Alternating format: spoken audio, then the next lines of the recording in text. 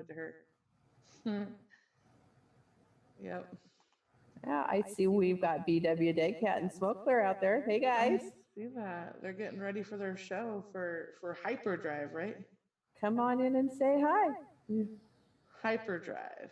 You guys ready for Hyperdrive? Hey, that is such a cool background, DEADCAT. I love it. Yeah, it looks really good when the lighting's just right and he looks like he's floating around in it. Just let him. I see you talking, but nothing's coming out. I see you talking, but we can't hear you. Had my my desk mic muted. Good evening. Good evening. Hey, If big bro, how you doing? Arms around, it's because I'm catching mosquitoes have gone nuts lately. Oh my goodness. Oh, well, that's just because you're so sweet.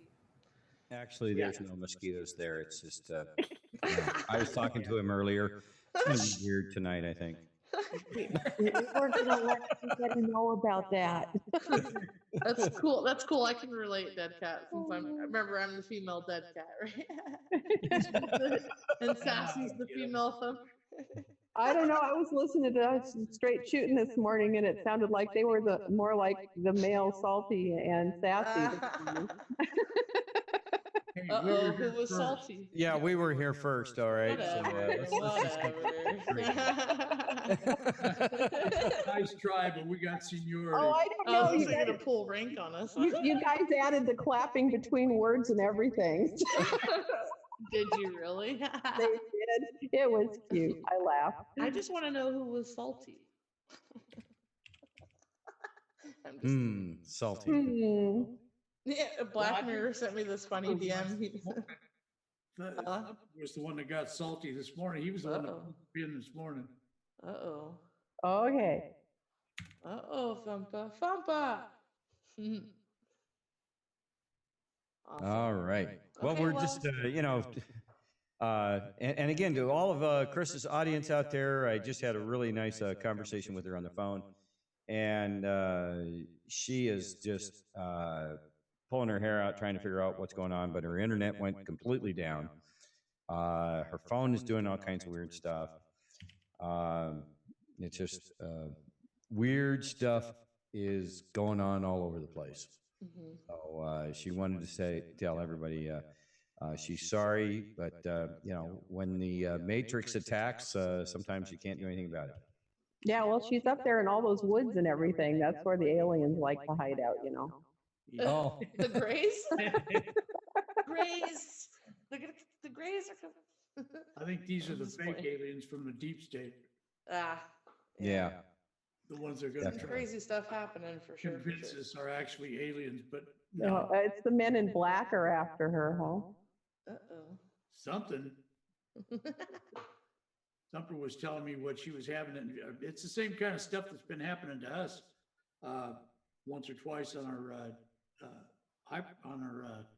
straight shooting show, where the suddenly will just lock up.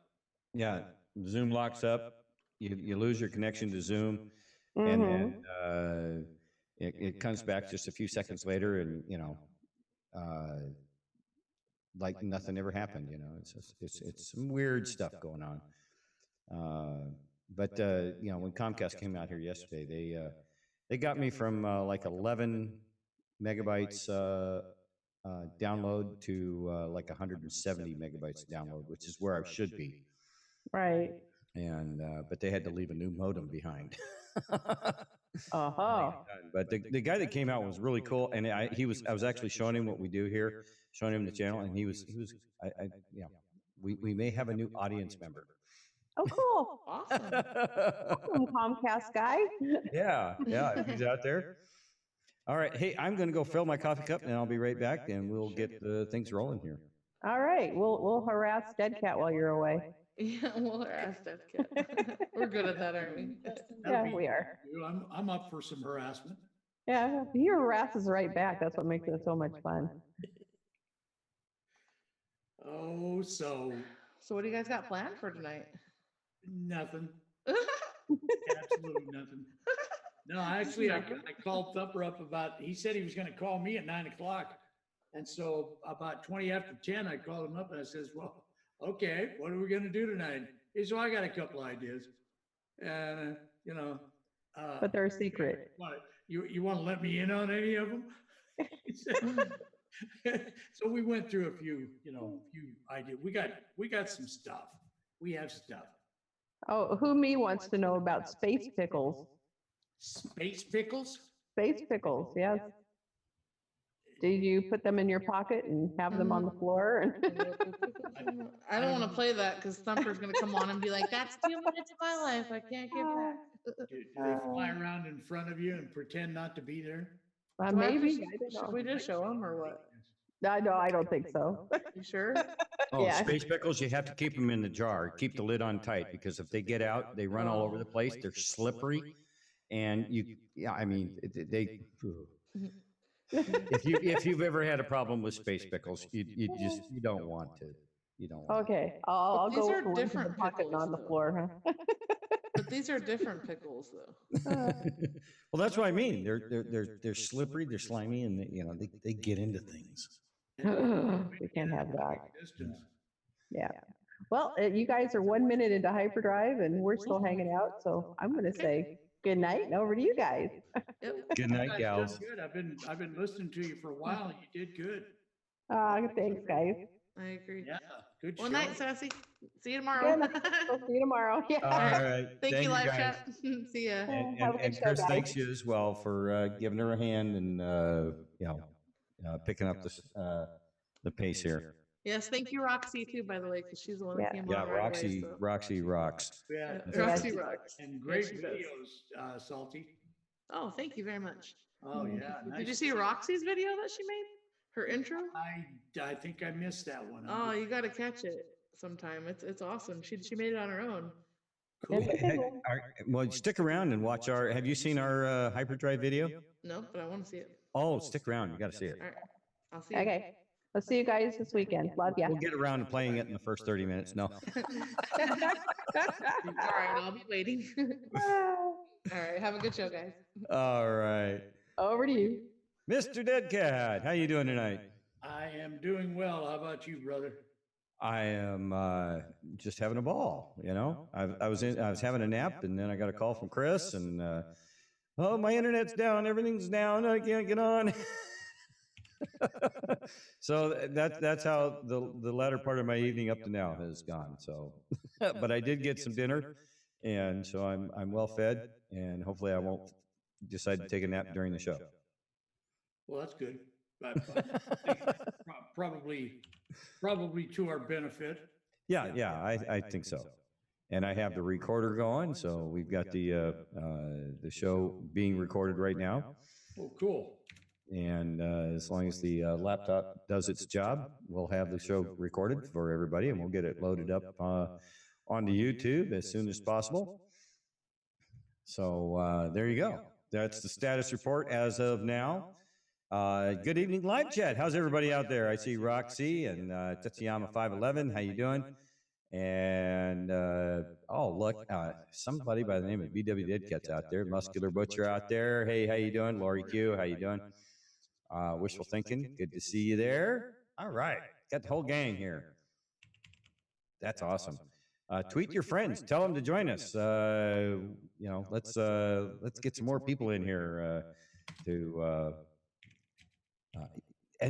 that's another thing, weird thing that just happened to me. I was tweeting out our pre-show tweets and stuff, and it wouldn't take one of my tweets. It says can't recognize this, can't recognize that, and so I started digging out. And when I pulled down the Patriot Soapbox logo that I attached to the tweet, it went through. What? Go figure. So they're. I don't know. Yeah. I don't know. Well, I keep throwing stuff out there. They just won't ban me for some reason. I put some of the most god awful stuff out there, and they just won't ban me. All right. Well, I'll tell you what. How about we get the show on the road here, and so we can get going. You ready for our? We'll get the show opener going. Let's do it. All right. All right, folks. Get your coffee, get your popcorn, and enjoy the show opener. And we'll be back to you on the other side. Here we go.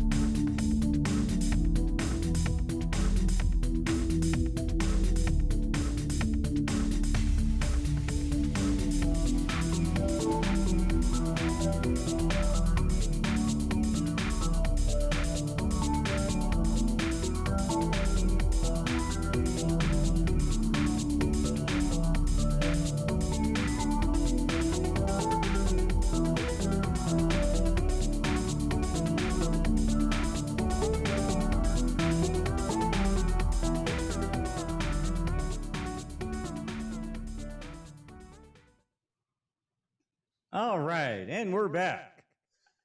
Good evening, everyone. Me and my favorite word Nazi are here for the next 3 hours, so get used to it. Yeah, still a grammar Nazi this week.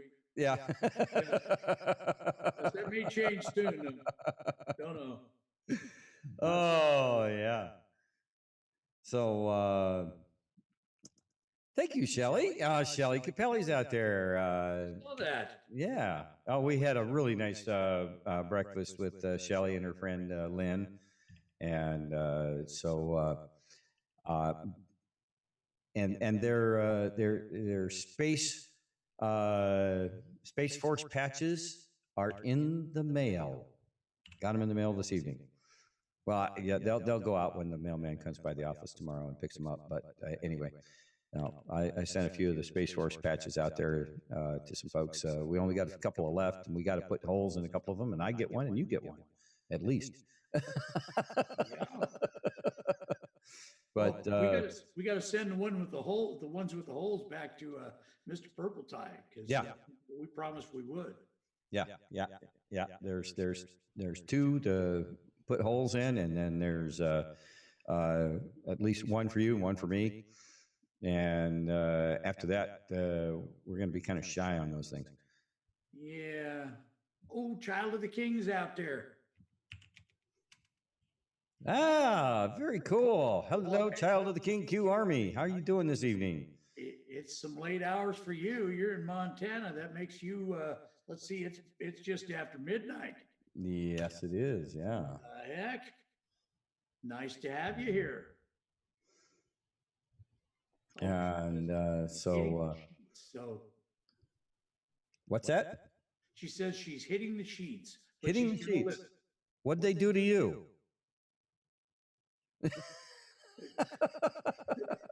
No, something wrong here. Why? What's wrong? Oh, no, there's nothing. Okay. Yeah, we can't have anything going wrong here. So anyway, thank you, Mustang Mary. We're gonna work on it a little bit more, add some more things to it. I've been working with my editing program, Yeah, wrong way, Corrigan. Yeah, Mr. Purple Tie wants us to shoot a couple of bullet holes in each of the patches. One, Dead Cat's going to shoot one. I'm going to shoot one. And then we're going to send him back to Mr. Purple Tie. I'm not exactly sure what he has in mind with those, but we'll get it done this coming weekend, actually. He said he'd be wearing those with pride. There you go. All right. That'll be our signature. Yeah. Our autograph, I guess. Don't ask us to autograph any fine china. Yeah, no. Anything you want, all in one piece. Oh, the coffee tastes good tonight. Say hi to Periscope. Yeah, Periscope has been, somebody on Periscope is restreaming us. Oh, really? That's very cool. Yeah. He's So in Periscope. And by the way, we have Patriot Soapbox secondary channel, backup channel, also restreaming us. I just got an email about it tonight. why is Tetsuyama 511? He says, I'm an idiot today. What? Okay, what's going on there, Tetsuyama? He's on his phone. He's on his phone. Yeah. Guys got to go to the IT shop. Be back ASAP. Okay. All right. Well, hurry back. I think it's daytime over there for him. Yeah, it's probably about midday right now, I would guess. Something, yeah. All right. So let's see. Ammo. No, we're not going to use wad cutter ammo. Oh no, not for the patches. No, I've got one little spot on that patch that I'm going to hit. You mean one that you're going to aim at anyway? One that I'm going to hit.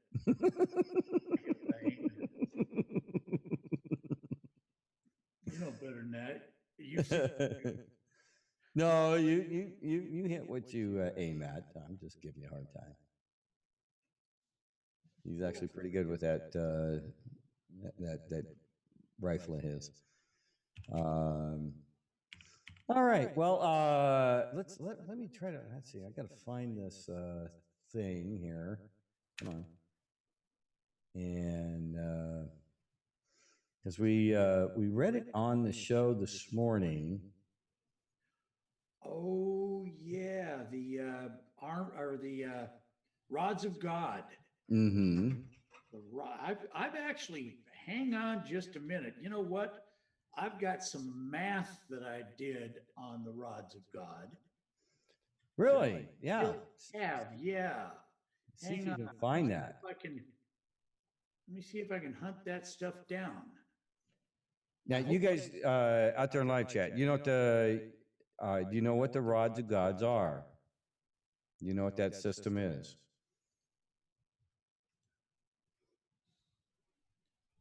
Okay, yeah. Let's first of all, let's explain what rods of God are. Trying to find that darned article. Where'd it go?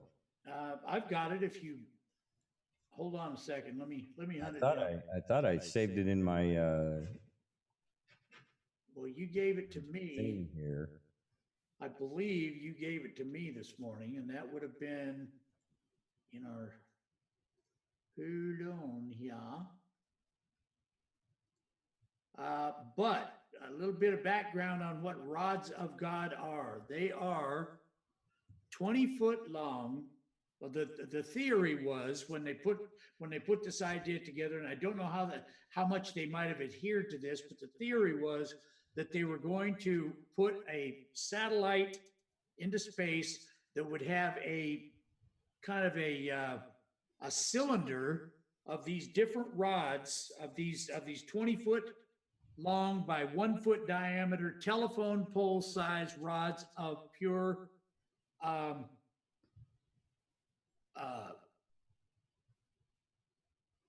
tungsten. Yeah, they're a tungsten rod. Yeah. Yes. Well, tungsten has a melting point of about 5,800 degrees Fahrenheit, which means that re-entry into the atmosphere, no matter how fast they get going, they wouldn't melt. They'd still be solid, still be, you know, maintain their integrity and their mass all the way to collision with the planet, which would be, you know, like their terminal velocity would be at the point that they hit the planet. And each one of them, a 20-foot long by 1 foot diameter piece of tungsten, would hit the Earth with 1/113th the mass energy of the Hiroshima nuclear bomb, with absolutely no radiation. Okay, So- I've got the article, so let me put it up on the screen here, and There you go. Cool. we'll go through it here.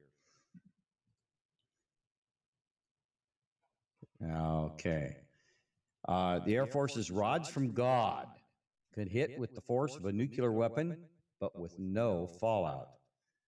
And there you see a satellite, and then you see the an artist's depiction of the actual rods. Okay, and the cylinder that has several of these in it, and basically they're aimable. You know, you see they've got some fins on the back, and I believe they can control them fairly easily, and they can get pretty darn accurate with the target acquisition with these things. Okay. The 107 country Outer Space Treaty signed in 1967 prohibits nuclear, biological, or chemical weapons from being placed in or used from Earth's orbit. What they didn't count on was the U.S. Air Force's most simple weapon ever, a tungsten rod that could hit a city with the explosive power of an intercontinental ballistic missile. During the Vietnam War, the U.S. used what it called lazy dog, that's in quotes, bombs. These were simply solid steel pieces, less than 2 inches long, fitted with fins. There was no explosive. They were simply dropped by the hundreds from planes flying above Vietnam. Lazy dog projectiles, aka kinetic bombardment, could reach speeds up to 500 miles an hour as they fell to the ground, and could penetrate 9 inches of concrete after being dropped from as little as 3,000 feet. So not too far up. Yeah, Dirty saying Pentagon to hear the Pentagon confirmed the TR-3B or the TR. Yeah, well, actually that's TR-3B. Dirty, but yeah, definitely. I understood they actually released the patent on that as well. Yeah, we actually did that last week. We showed So, the patent. the idea is like shooting bullets at a target. Instead of losing velocity as it travels, the projectile is gaining velocity and energy that will be expended on impact. They were shotgunning a large swath of jungle, raining bullet-sized death at high speeds. That's how Project Thor came to be. Instead of hundreds of small projectiles from a few thousand feet, Thor used a large projectile from a few thousand miles above the Earth. The rods from God idea was a bundle of telephone pole-sized, 20-foot long, 1 foot diameter tungsten rods dropped from orbit, reaching a speed of up to 10 times the speed of sound. That's fast. That's Okay. about 7,500 miles an hour. Yeah, about 7,500 miles an hour. Yep. The rod itself would penetrate hundreds of feet into the Earth, destroying any potential hardened bunkers or secret underground sites. More than that, when the rod hits, the explosion would be on the par with the magnitude of a ground-penetrating nuclear weapon, but with no fallout. That's very important.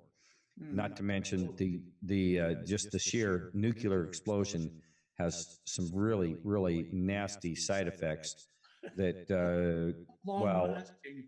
well, and they actually They mess with the structure of the universe.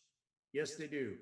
Okay, that's why we've been told that the our visitor friends from other planets, they know this, and they don't like the fact that we are, have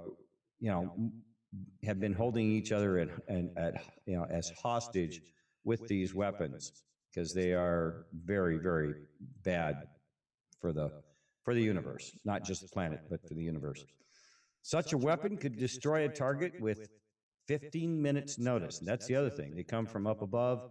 All they got to do is target it and drop them in, and these things are ready to rock within 15 minutes. None of this, going through a whole bunch of crazy stuff and then having it fly through the atmosphere, or go up and then have to come back down. They just drop them from space, and that thing is coming in so fast, and it's coming in so direct that countermeasures on these things is near impossible. One QRA user who claims to work in the defense aerospace industry quoted at a cost of no less than $10,000 a pound to fire anything into space. With 20 cubic feet of dense tungsten weighing in at over 24,000 pounds, the math is easy. Just one of the rods would be prohibitively expensive. The cost of $230 million a rod was unimaginable during the Cold War. These days, not so much. The Bush administration even considered revisiting the idea to hit underground nuclear sites in rogue nations in the years after 9/11. Interestingly enough, the cost of a single Minuteman III ICBM was $7 million in 1962 when it was first introduced. It's $57 million adjusted for inflation. So the trouble with a nuclear payload is that it isn't designed to penetrate deep into the surface, and the fallout from a nuclear device can be devastating to surrounding potentially friendly areas.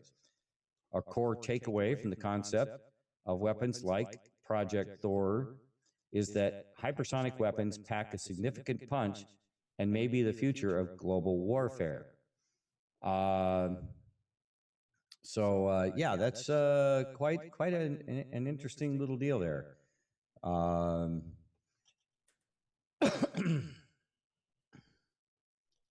So anyway, that's what we've got with the on the rods from God. And DEADCAT, what else? Do you have any more fun facts and interesting information on the rods from God there? Well, now you're gonna. I tried this morning. I don't know if anybody picked up on it, but I think it's just a dumb idea. Saw what I did there, right? DUMB, deep underground military base. Yes, that's exactly a perfect solution for getting deep into the ground. Drop those suckers at 7,500 miles an hour. They penetrate the ground and hit at the bottom of that tunnel area with the force of a nuclear explosion. Mm-hmm. No fallout. And what do you get? Probably,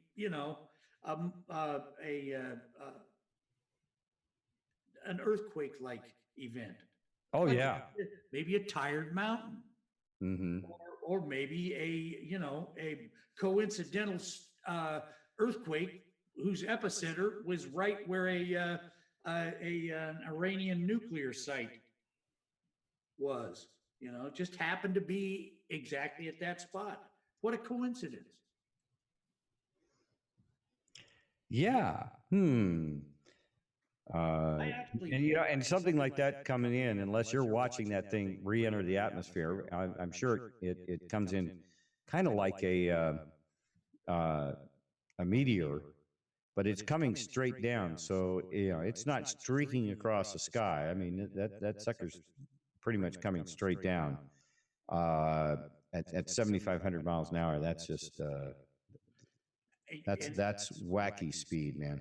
Yeah, well, you saw that little video that we did there. you know, Mhm. or that we played the video. It was the UFO that they spotted uh, in Utah. Mhm. Uh, what appears to be a UFO, and they calculated the speed of that at about 12,600 miles an hour, Mhm. and leaving absolutely no sound and no sonic boom. Mhm. So that's oh yeah. Wait a minute. How about this? Do you suppose a rod of God would look something like this? Hang on just a minute. Let me get this. Um, yeah. Well, actually, I've got a different. This Thank is you, Shy Panther. I got it. Thank you. okay. That looks cool. Let me uh, let me get this full screen here. And I threw this over here because I thought it was kind of humorous, but this this was just outside of Detroit, and they claimed this was a meteor strike. By the way, oh, where's that? Hmm. Where there it is. Let's see what you think of this. They said it was a meteor strike. That was just outside of Detroit. Would a rod of God look something like that? Possibly. Quite possibly. Mhm. Yeah. And they're saying that was a helicopter.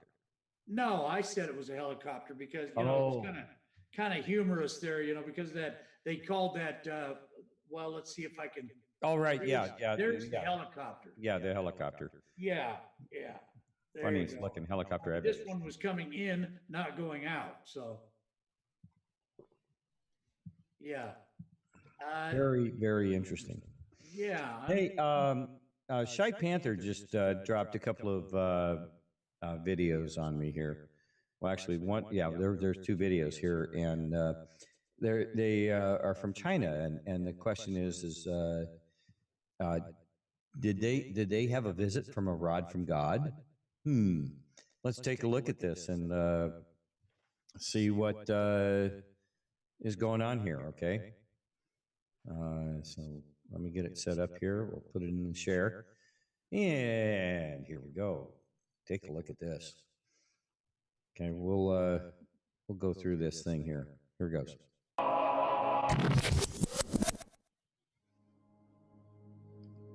Two deadly explosions occurred in China's northern port city of Tianjin on August 12, 2015. The blast ripped through a large warehouse facility where dangerous toxic chemicals were being stored, causing severe damage to the area, killing 165 people. The shockwave was so powerful it caused damage to buildings within a 3 to 5 kilometer radius. Over 17,000 apartments in the area have been damaged. Haigengchang community was only 600 meters from the blast site. Vanton and Vanku apartments were also heavily damaged, destroying windows, blowing doors off the hinges, and they were only 2 kilometers from the blast site.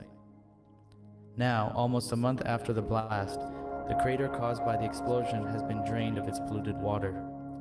As the cleanup continues, the plan for the area will be to turn the site into a park to honor the firefighters and officers who died in the explosion. As the cleanup around the site is almost finished, the area shows little signs of the initial wreckage caused by the explosion. Thousands of shipping containers and burnt-out cars were once on this lot, including a few buildings and offices that are now gone. Workers are carefully removing soil and debris from the area in large white bags, and it seems dangerous toxic chemicals are also being carefully stored and transported in black metal barrels. It'll be interesting to see what will happen to this area. All right, that sounds pretty interesting. There's a little bit more to go to it here. I kind of lost I was watching this thing. Look at the ground around there. I mean, there's the ground was. See the concentric circles? Yeah. Around it. Mm-hmm. I mean, Not mentioning any radiation, so. Well, it was a chemical manufacturing. They had all kinds of chemicals there, so right. That's the problem. Is what was already on the site when the explosion happened, but something definitely there's an epicenter right there. Yeah. You want to take a guess that there's probably quite a bit of tungsten might be, in the area there. Could be. Could very well be. Wow, that's interesting. Here we go. In the next few months, as there is still much to be done before we can put this traumatic experience behind us.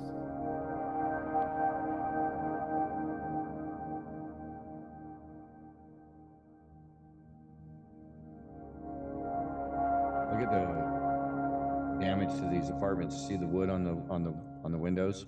Mm-hmm. Look at the apartment destroyed. Wow.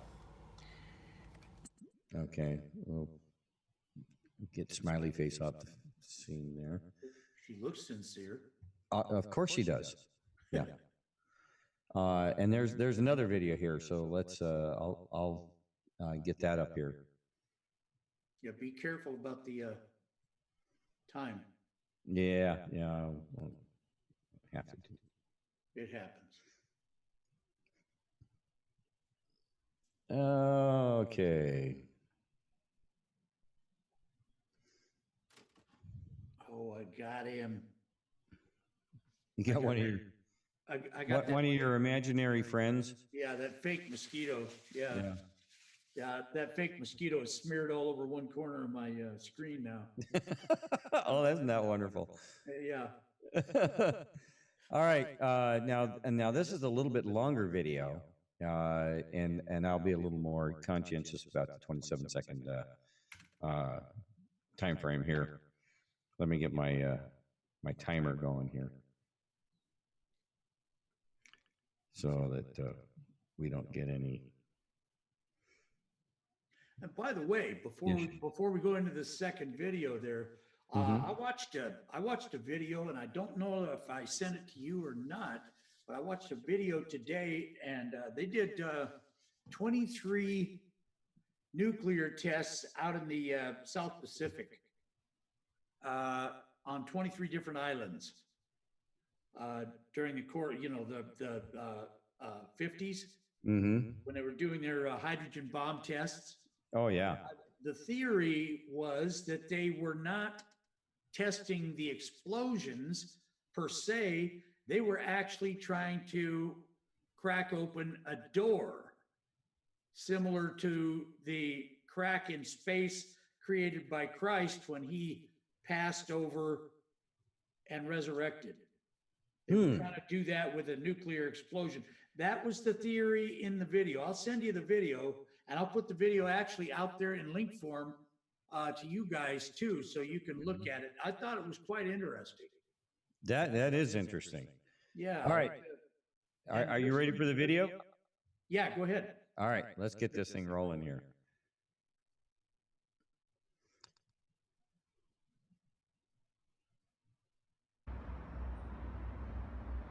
Whoa! Holy shit! Did you get that? Fuck yeah, I'm videoing it. What the? I'm gonna turn down the volume here because they apologize for the video, for the audio, but It says right there too. Apologies in advance for the language. yeah. Wow, look at that. That's some heavy duty explosions going on there. Wow. All right, here we go.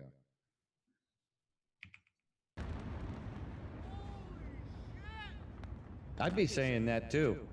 Look at that. No fucking way! Oh shit! Oh shit! No, baby! No! Are we dangerous here? Yeah, we're dangerous. Oh my god! Oh dear! Are you filming? Yes, I'm filming. Okay, where did this take place? Tianjin, China. This is the same. This is where what we were just looking at there. Well, that sure does sound like an American guy talking there. Yeah, they're obviously Americans there, or somebody that speaks good English. But yeah, man, did you see that? You saw those buildings that were around there. Those buildings are probably what, 15, maybe 15-story apartment buildings or something like that. Yeah, that's That explosion went three times as high as those buildings. yeah, It was huge. yeah. So That's yeah. incredible. Thank you to Shy Panther for sending that. This is crazy. Here, let's go a little bit further here.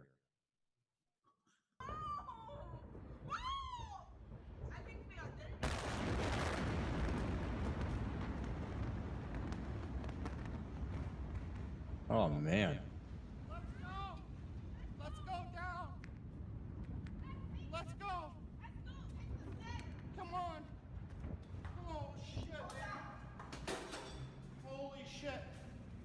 No fucking way! Man. I mean, that thing was white hot. I mean, did you see that light, that flash? It was white. Yeah. That's crazy. That's absolutely insane. Let's get some more here. Well, what is it that we have discovered recently with the transverse waves that occur when there's an energy burst, the transverse light waves? Yeah. Oh my god! Oh shit! Oh my god! Look! Oh, geez. Well, that rattled his camera. That's crazy. Let's keep going here. Look, guys! Whoa!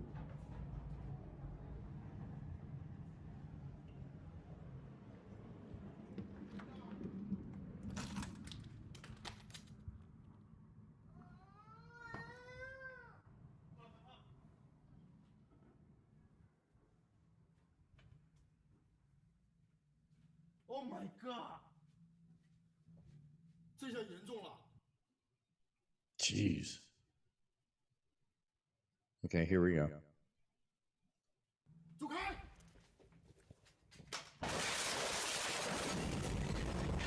2015 is what Guy Panther's saying. Yeah. 8/12 of 2015. You heard that one took out the glass. You hear all the glass breaking and everything? Scattering glass, yeah. Yeah. All right. Wow. That is just insane. Chemicals, huh? Wonder what kind of chemicals they had there. Wow. That's crazy. Here we go.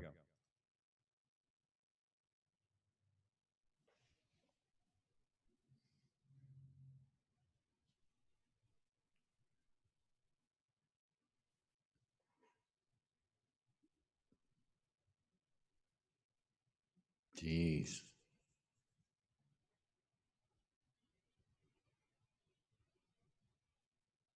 Wow. The blast wave on that sucker is massive. Oh, yeah. Look at that. All those cars just burnt to a crisp. Almost looks like a, like a manufacturing parking lot for all these, because you notice all the cars in the certain areas are all the same.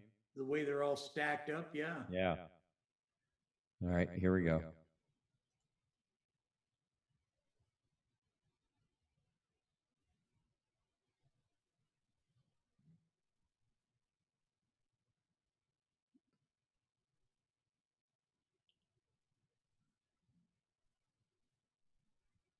Some good drone footage there.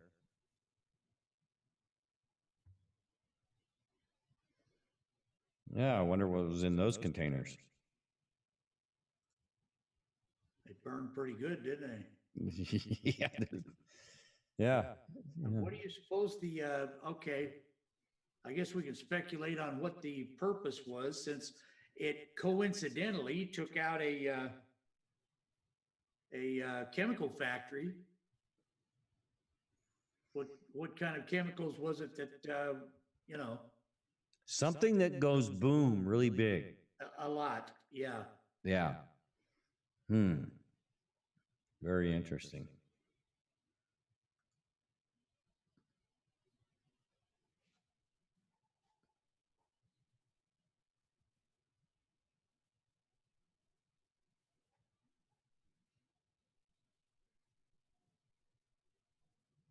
I think they're going to show the epicenter.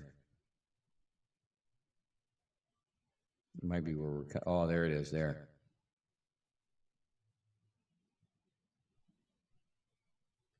Yeah, there's the crater. Mm-hmm.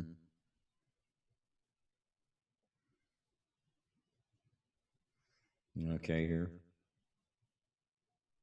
Yep, there it is.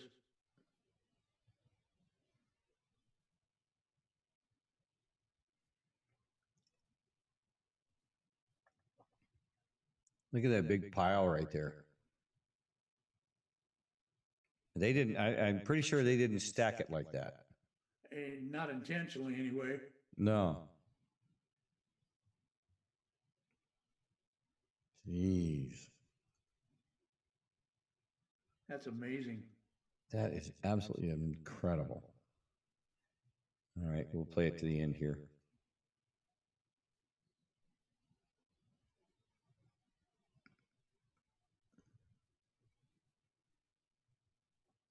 Wow. Strange happens here.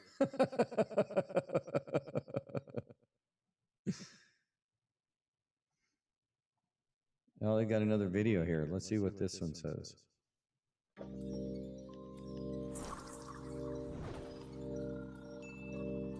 Amateur footage of this 2015 Chinese disaster went viral within minutes and raised questions about how such a catastrophe could come to pass.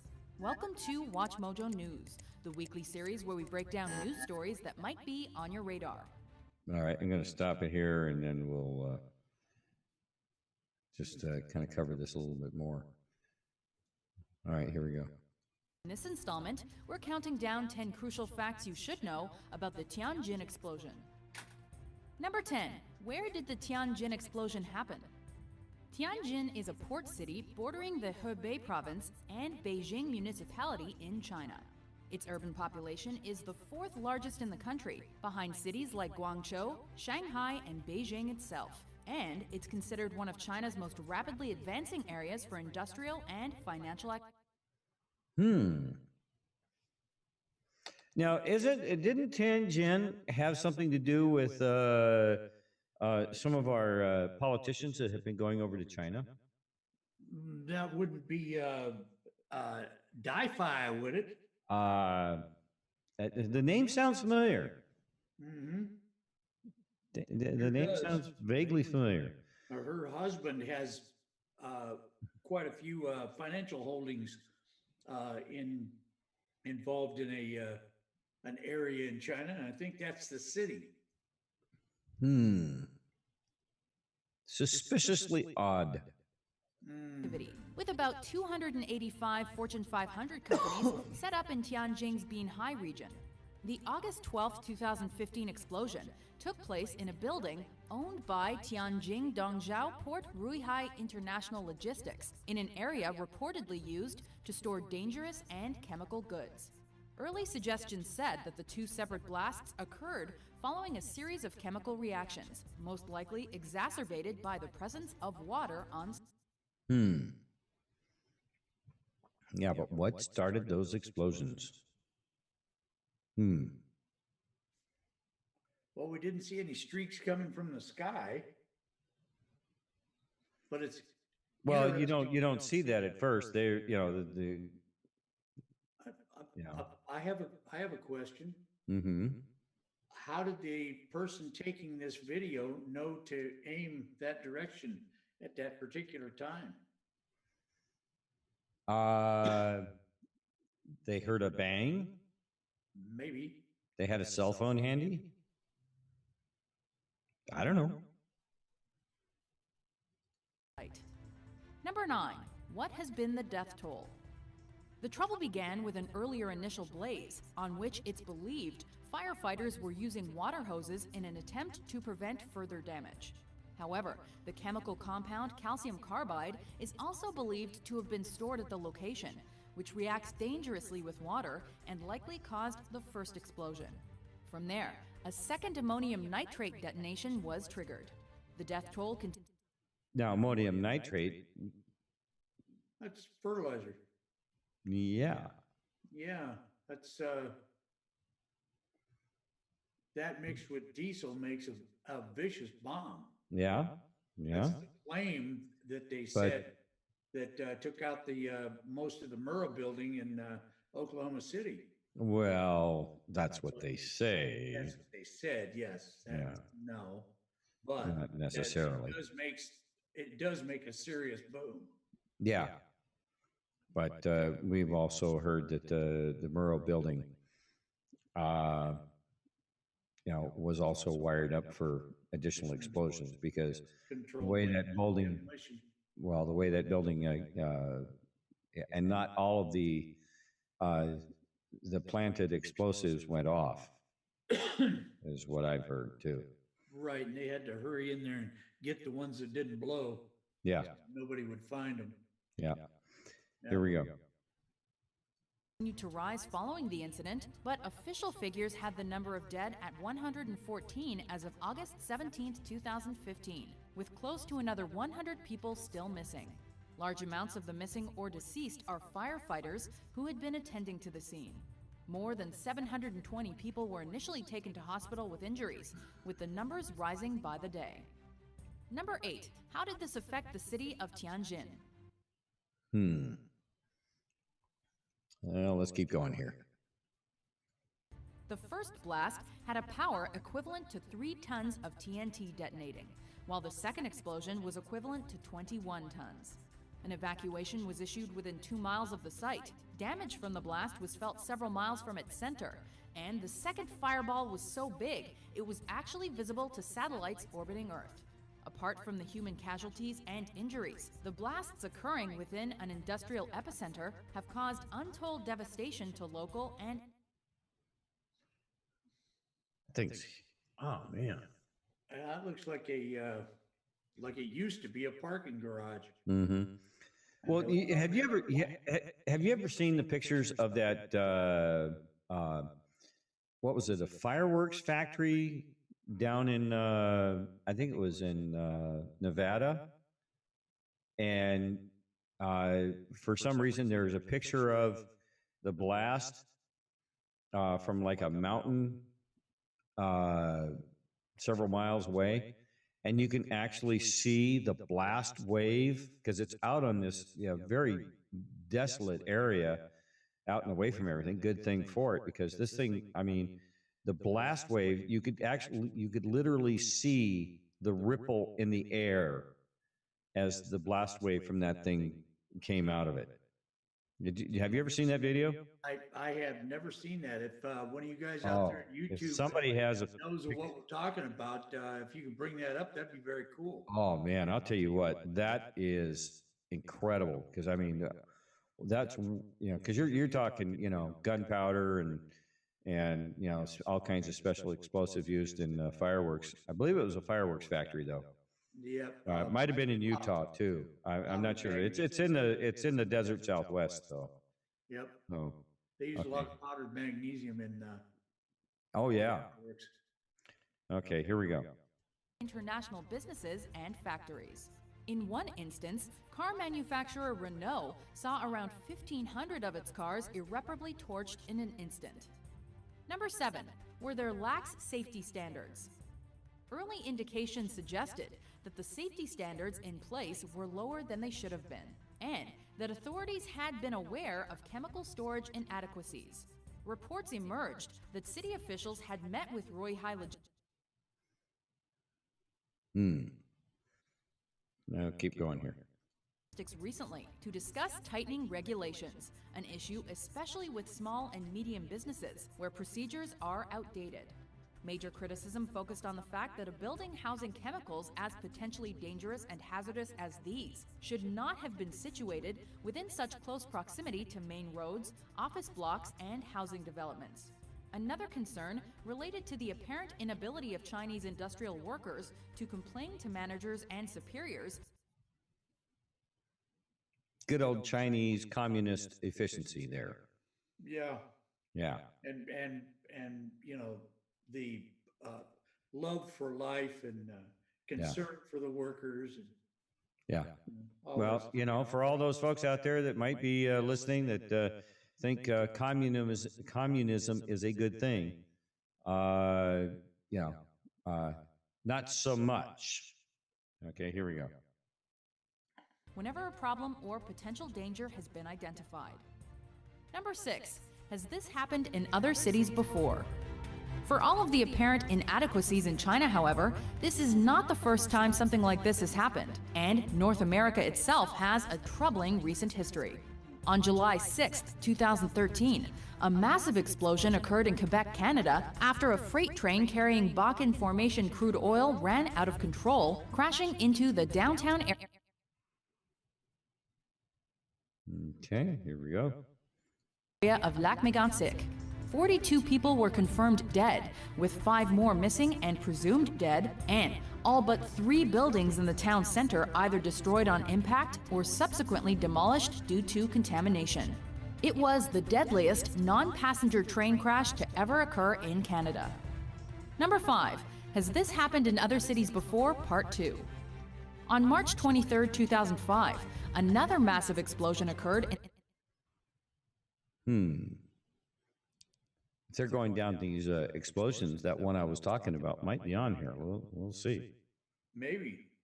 I've got one. Petrochemical Manufacturing Center of Texas City, USA. Oh, you okay?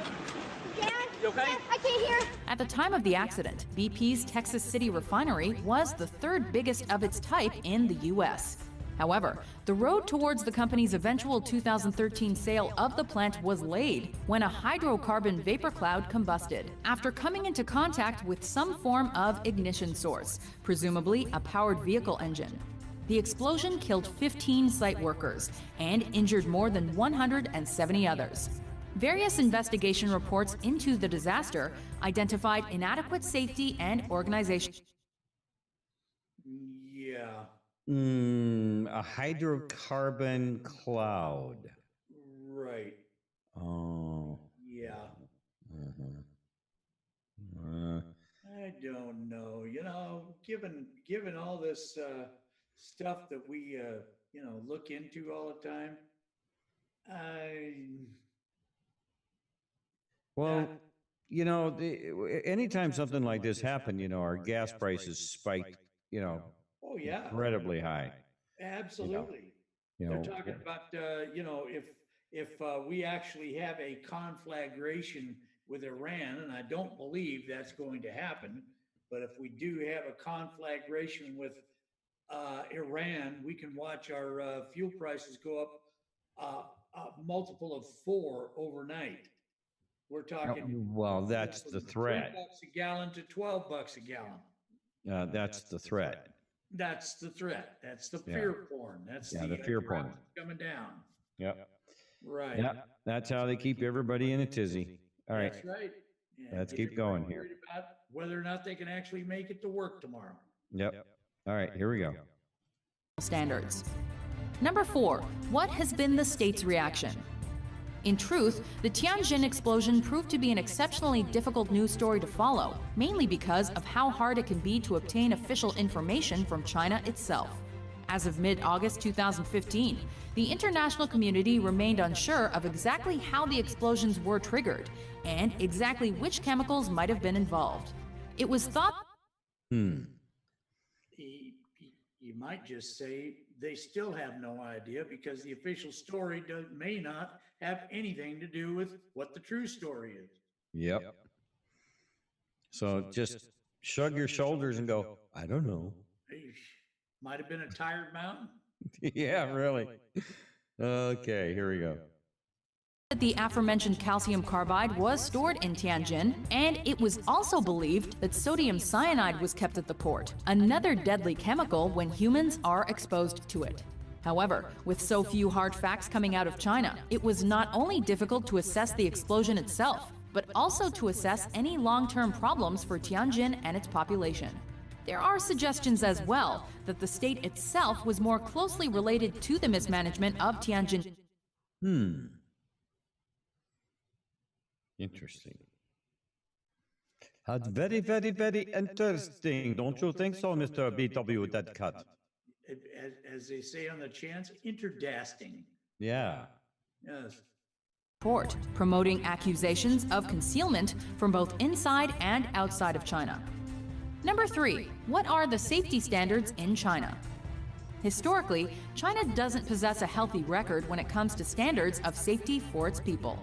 This is not the first time there have been fatalities that might have been avoided.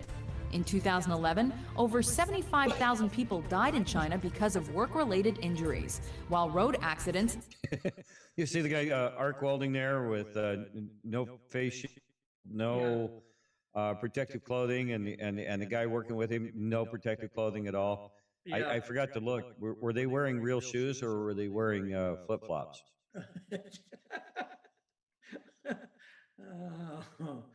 Yeah. Well, when you pay your people pennies on the dollar for their work, you know, they can't afford that kind of stuff, right? Well, not only can they not afford it, but it's not provided by the company either. Yeah. Yeah. Exactly. Hearing protection. What? What? What? Say what? Can't hear you, man. What? and a lack of road safety account for around 70,000 deaths per year in the country.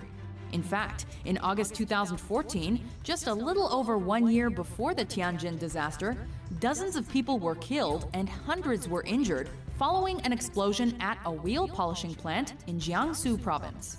Then, the Chinese State Administration of Work Safety cited very serious dereliction of duty as a cause. But times do not... See, that's how communism works, you know. You suck them dry, and then when something gets so horrific like this, then you come in and you start hanging people just so that you can keep the people from, totally rioting against you. Yeah. Yeah, you find somebody, slide a sword through them and, here's your culprit. Yeah. Okay, back to work. Spike SP says it was a jet propellant factory in Nevada rocket fuel plant. It was. They were definitely they were dealing with some really volatile stuff. I know that, and that the video of that explosion is absolutely just it knocked your socks off. All right, here we go. To have changed since then. Number 2, how will the port and city recover? In the immediate aftermath of the explosion, one of the most pressing concerns was the quality of air in Tianjin, particularly as wind speeds and directions changed. An evacuation zone was put in place around the blast site, and military chemical specialists were deployed within it.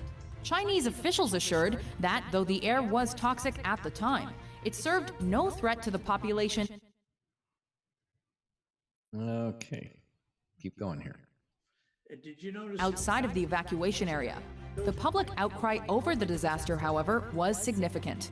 Those residents living closest to the port staged rare protests as they sought compensation from the government for their damaged homes, as well as for potential contamination to the drinking water supply. Residents argued that they could be living on a time bomb, which, having exploded once, could do so again. Number 1, will this have an... Okay, you were saying something. I'm sorry. What were you going to say? Oh, the safety, those guys that they showed that were the government safety guys. Mm-hmm. Their only protective covering was a white mask over their face. Yeah. A paper mask, the kind I find that does it every time, man. I'll tell you what, cyanide works every time. No.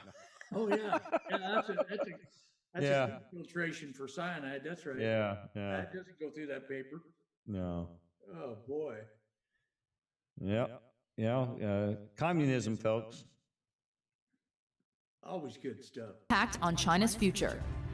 The very fact that protests were staged and received significant press attention was indicative of the magnitude and scale of China's situation following the explosions.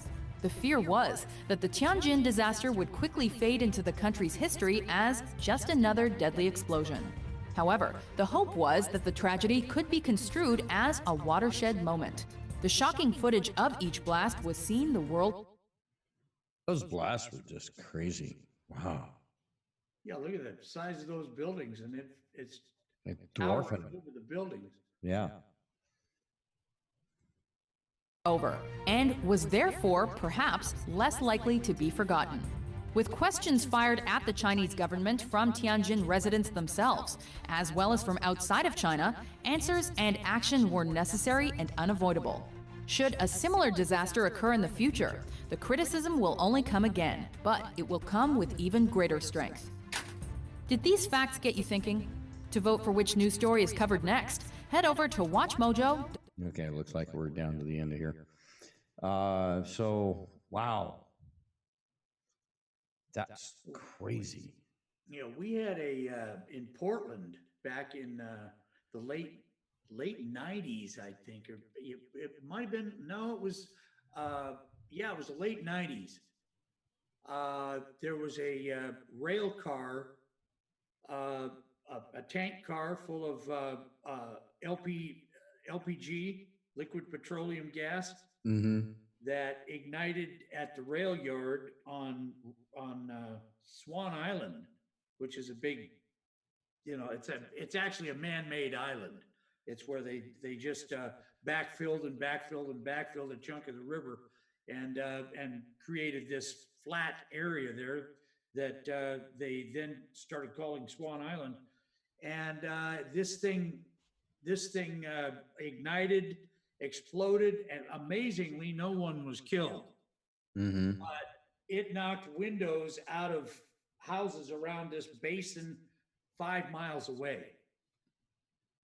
And it shot a flame up in the air about 50,000 feet. It was something else. Okay, Diaz Kincaid says the Nevada disaster was the Pepcon plant. Yeah. Okay. Yeah, that's coming to me. Destroyed in seconds, chemical plant explosion. Somebody gave me a link here. It's actually comes from the Discovery Channel. Let me put this up on the share here. But, the whole idea here is, okay, we started talking about rods from God, right? And the destructive force that these, 20-foot long, 1-foot diameter tungsten rods dropped from a couple of thousand miles in space, achieving near 7,500 miles an hour, and the kind of damage that they can do. And then, watch this stuff, man. This is crazy. I'm Ron Pitts, and you're about to see some of the most astounding moments of destruction ever caught on camera. This is Destroyed in Seconds.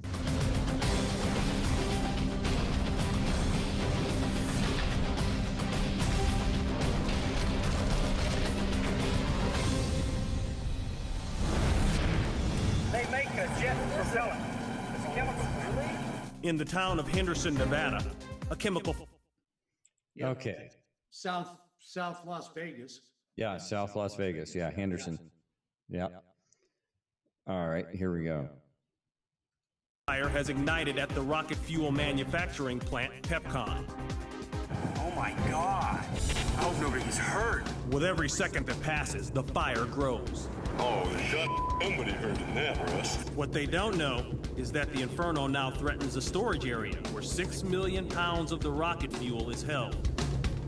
If the chemicals exceed 716 degrees Fahrenheit, the entire area will combust.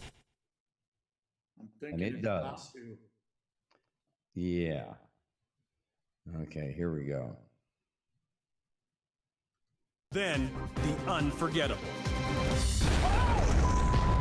Oh, that's whatever. My God. Yeah. As the explosion erupts, a powerful shockwave careens across the landscape, and a car traveling along an adjacent highway is caught in the blast. Multicolored smoke indicates that volatile chemicals continue to burn, leaving one to question, did the blast detonate all of the rocket fuel? That was incredible. Yeah. But that thing, it just went out. You know, it wasn't like those Tianjin explosions that were just massive flames, just which you know, difference in chemicals, right?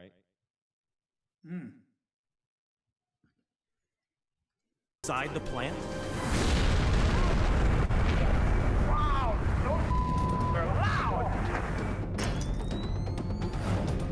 The explosion is massive. Its shockwave completely decimates this building. The blast is so strong, it registers an earthquake measuring 3.5 on the Richter scale, 600 miles away.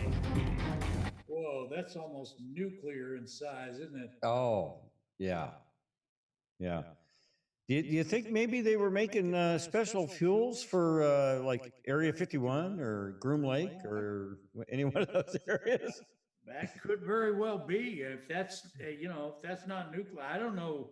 You know, that's some stored energy there. Oh, yeah. Absolutely. Let's see here. Let's keep going here. That's all that's stored in that damn area. 2 people were killed in the massive explosions. What you are looking at is $100 million worth of destruction. These skeletal remains used to be a chemical manufacturing plant that produced rocket fuel for the space shuttle.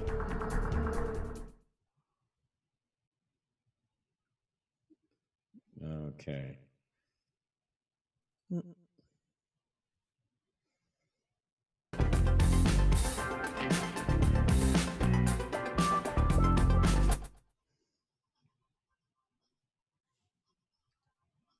All right, stop.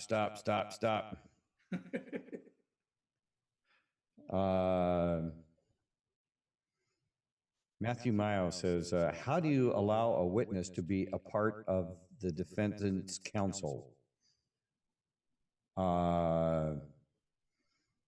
Let's see. Diaz Kincaid says, my dad's home's windows were spared because he had a doggy door.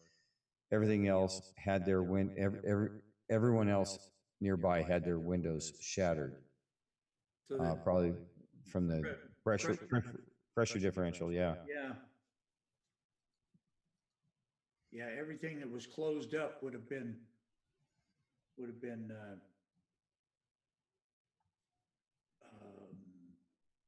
that? That's there's a term for that. Well, just it's the same hydraulic shock. Well, it's the same thing as happens when you have tornadoes. The pressure differential will actually let's see. I think it's because you have such high winds, you have such a low pressure, and if the house is sealed up well enough, it'll actually you know, the pressure inside the house, the differential between the pressure inside the house and outside the house will actually cause the house to go whoop. Yep, explode. Yeah. Yeah. Absolutely. All right. Well, wasn't that fun, guys? They used to consider a good way of watching out for hurricane, or not hurricane, but tornadoes, is watch the water in your toilet. If your water level drops down radically in your toilet, you've got a tornado coming. You mean if it's inbound into your area? Yeah, your area there. The air pressure increases and then drops dramatically, but during the increase, it forces the water down into your toilet. So if you happen to be looking at the water, you know, it starts to go down suddenly, it's time to hit the tornado cellar, the root cellar. Yeah, barometric pressure. Yeah, Interesting. it increases and then decreases radically. All right. Well, we've had fun with explosions and rods from God, and let's see what else. Q Zillion says the same. It says yes. It's pneumatic shock, not hydraulic shock. Hydraulic shock would be a liquid response. Pneumatic shock has to do with air. Yeah. All right. Well, what do you got there? You got some story, or I know you had a couple of things that you were looking at. What do you want to go? Oh, I got a picture I was going to bring up. Hold on a second. Let me see if I can. Because actually, I need to step away for a moment or two, and I'll be right back. So I'm going to throw it over to you for a few minutes. Oh, okay. Okay. Well, yeah, I've got a couple of things I can cover. Okay. And then I've got that one video that I was going to talk to you about. I was telling you about the guy doing the discussion on sacred geometry. Oh yeah. And I think that would be that's kind of an interesting deal. The guy's kind of interesting. He does some pretty neat stuff with it, and because I think, you know, as we move along, I think the sacred geometry is going to be something very, very important, and it's going to have a lot to do with a lot of the new technology that we're going to be experiencing here in the next few years. I got a feeling. You know what? While we're at it, since this is hyperdrive, hold on just a minute. I had that one video that I had mentioned, and hang on a minute. Let me get this video. All right. Well, I'm going to go take care of what I got to do, and I'll be right back. It's actually an 11-minute, 39-second video, so we'd have to do it in pieces, but it has to do with the 23, the number 23. And I don't necessarily adhere to this. I don't necessarily buy it, but it's a very interesting foray into what might be. So let me get this up on the share and see what you guys think of it. All right, I'll be right back. All right. This was given to me today, and I started looking at it, and it looked very, very interesting. So, as you can see, 23,741 fallen, father of gathering harvest, 23,741, altar. This is, so this is definitely right up the hyperdrive alley here. Let me get this thing started and see what you guys think of it. Now I'll have to play it in 27-second chunks. So bear in mind that it's gonna be, you know, not as much fun as if we could just play it straight through. Hey, very bash. It's the 13th of May, 2019. And I'll be honest with you, I have not wanted to be on the internet, on the computer, or making videos at all whatsoever for several days now. But when something is shown to me, I have to show it. And so this is a very interesting little set of numbers and circumstances that I got to share with you here. Hang on. And it pertains to the 14th, the 71st year beginning tomorrow. Come on. And this article came out. For some reason, this thing won't. It's talking about the memory of this Oh, boy. 23,741 of Israel's fall. I can't make it stop. Now, first, I'm going to give you some numbers here. The 23 will use the Strong's Concordance, and I will show you what these numbers. Come on. 46. Hold on. What Jesus said about. It just completely, I lost all control over this thing. I'm not going to be able to put it up on full screen. This is as good as it can get. Oh, what a crazy thing there. It just completely went outside my ability to do anything with it. I apologize for that. All over myself. It actually went way farther than I wanted it to. Oh, all right. We're going to have to try it all over again here. Hold on. Let me get it up on the share. I'm going to have to leave it in the size that you guys saw it there. Sorry about that. All right, let's go at it again. I think that's about as good as it's going to get right there. Hey, very bash. It's the 13th of May, 2019. And I'll be honest with you, I have not wanted to be on the internet, on the computer, or making videos at all whatsoever for several days now. But when something is shown to me, I have to show it. And so this is a very interesting little set of numbers and circumstances. Okay. So, you see what it's showing here. Day to honor the memory of 23,741 of Israel's fallen. And a small headline there. As a mother comforts her son, so I will comfort you. You shall find comfort in, I believe this is the Hebrew word for Jerusalem, Yerushalayim. This is Isaiah 66:13, the Israel Bible. Okay, continue. That I got to share with you here. And it pertains to the 14th, the 71st year beginning tomorrow.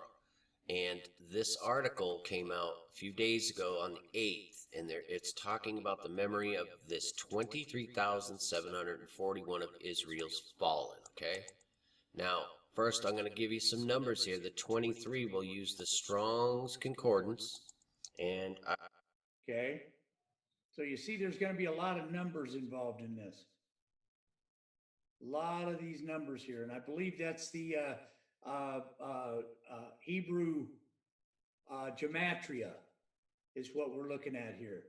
I think that's what this guy does, is Hebrew gematria. I will show you what these numbers actually mean. 23 is the father of gathering. Okay, keep that in mind, father of gathering. And the 741 is extremely interesting. This is what really prompted me to look at this closer, okay? The 741 is the altar of the temple, okay? Straight up, the altar of the temple. Okay. Father of gathering, altar of the temple. Now, this made me look back a little bit to last year, last December, to Hanukkah, when they had a miracle ingathering. It was referred to a special Hanukkah dedication of third temple altar. And they invited all the 70 nations to join in, okay? This was on December 10th of last year, the last day of Hanukkah. So, okay. December 10th of last year, last day of Hanukkah. What I do is I go back to December 10th of last year and to the 14th, and I get 155 days. Now keep that in mind, 155 days, because the year before this, on Hanukkah in 2017, they dedicated and recreated the burning of the incense. The altar of incense was, let's say, rolled out on the last day of Hanukkah 2017.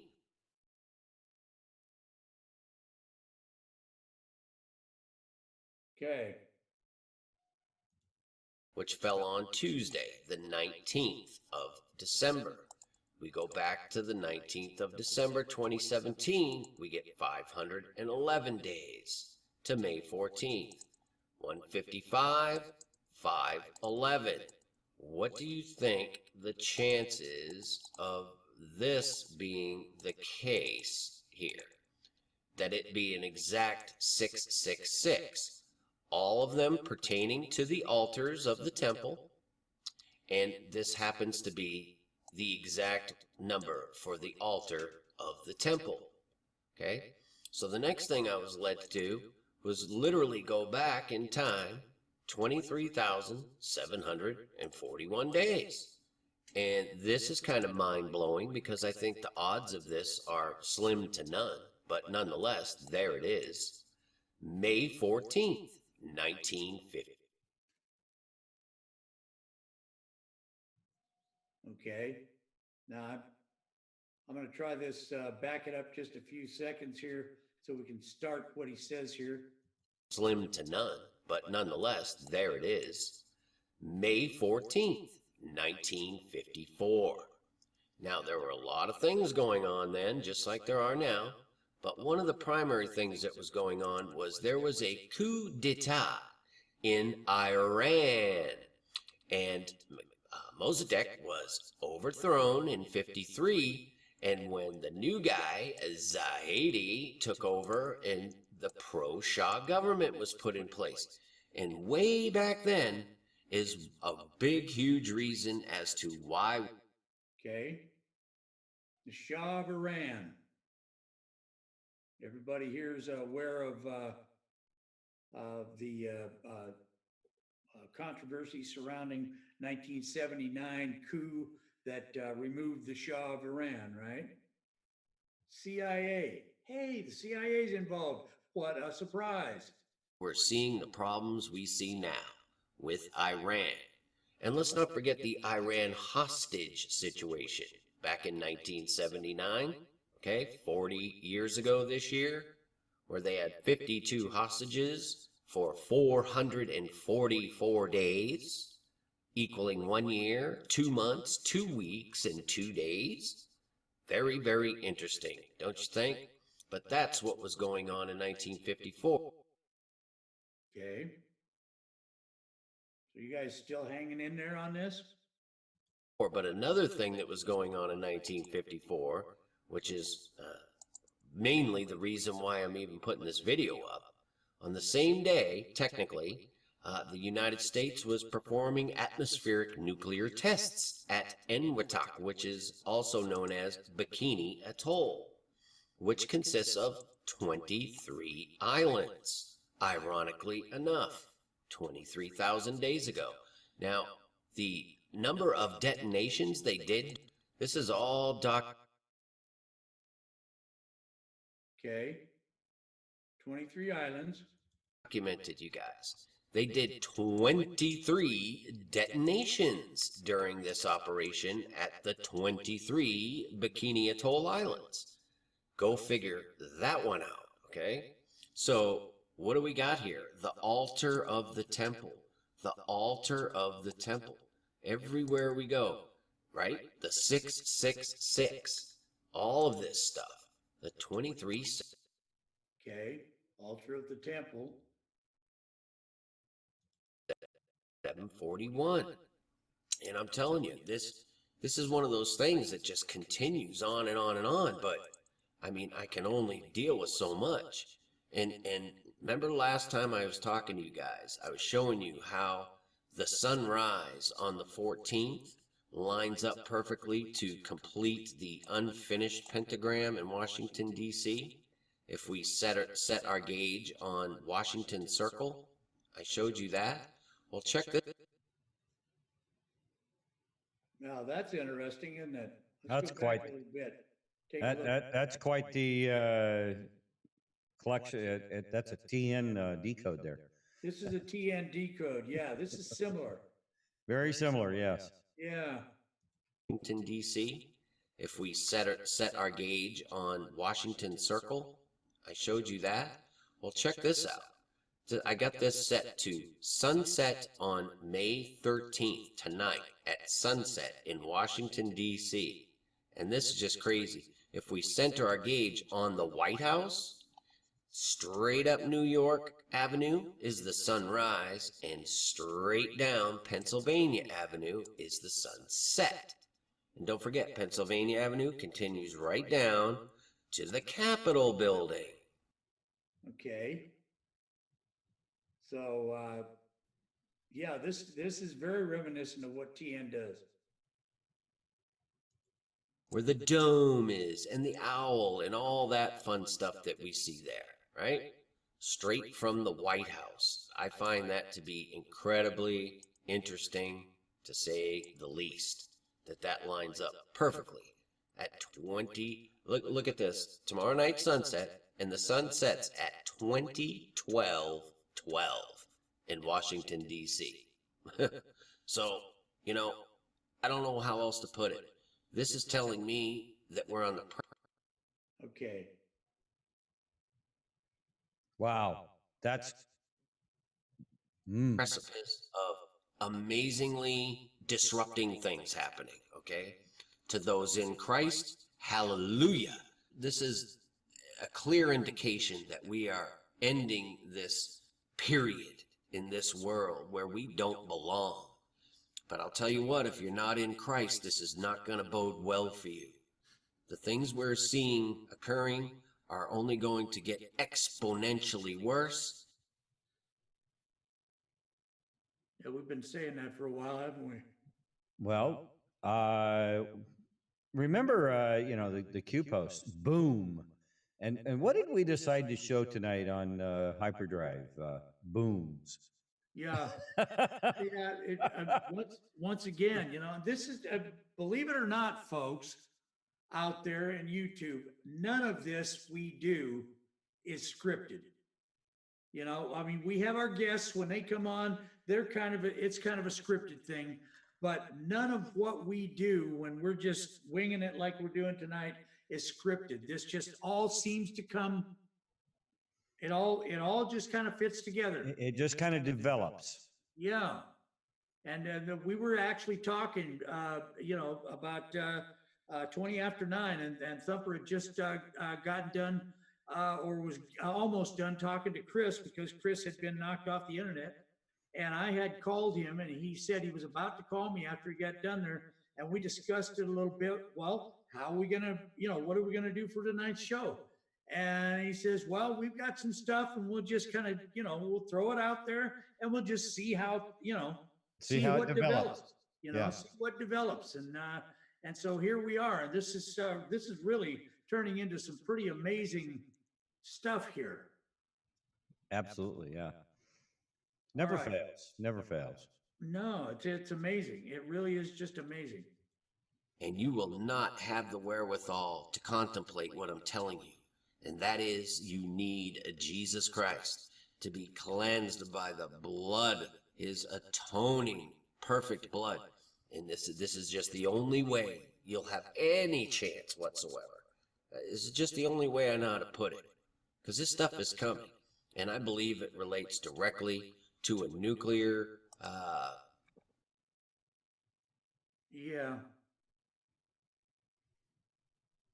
Somebody in the chat is asking, have you noticed that it looks like a crescent moon there? Yeah, it sort of does, doesn't it? Sort of an upside down crescent moon from the direction that he's looking at it there. Yeah. Yeah.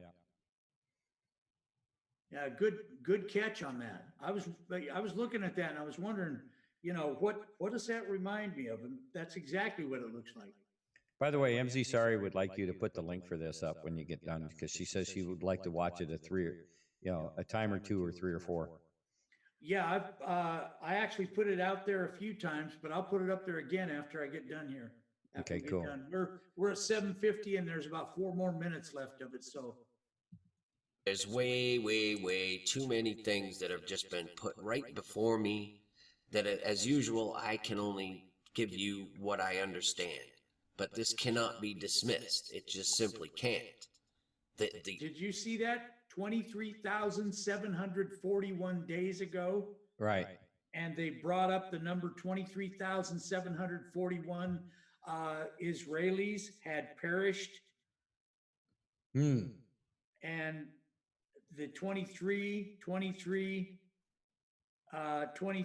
and then the 741, the numbers that alters it's crazy. It really, truly is. Think about this. The father of gathering, the 23 on top of it all. I even went as far as to make a small little diagram or a little text document on some of this stuff. It just got to be so crazy. I mean, the relations, Okay, and once again, I apologize for breaking this up, but it's just the way we have to do it. By the way, are you chasing a mosquito with your mouse? With my mouse? Yeah. No, I find myself, you know, moving my mouse around and no, I'm not chasing a mosquito. It just, it's nervous energy, I guess. But no. All right. So, looking at what is on the screen now, you see all the different numbers, the different highlights there that he's got. Hope he explains it a little, you know, but look at all the 23s on the page. Mm-hmm. Yeah, and the 23 here, the 23 here, H23 here, 23,741 up here, 23,000, 123 years, 23, 23, just on and on and on. It's just. Oh, and by the way, what's the name of this segment of Patriot Soapbox? What has Pam named this segment? New Q Sunday night, boom week ahead.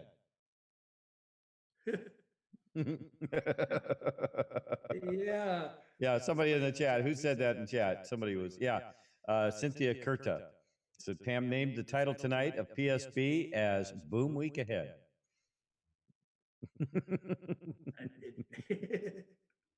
Well, we didn't intend for it. It just kind of, you know, generated on its own. Mm-hmm. Gathering, the father of gathering, when Jesus is talking in Matthew 23. Oh, Jerusalem, how I've wanted to gather you like chicks, you know? I mean, the altar. Hey, DC, stop for a second here. Got it.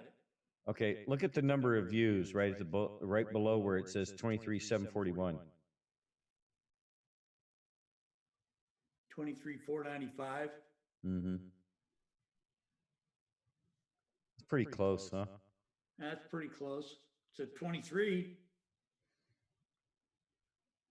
Yeah. So let's see how many. If you subtract those numbers, let's see that 46.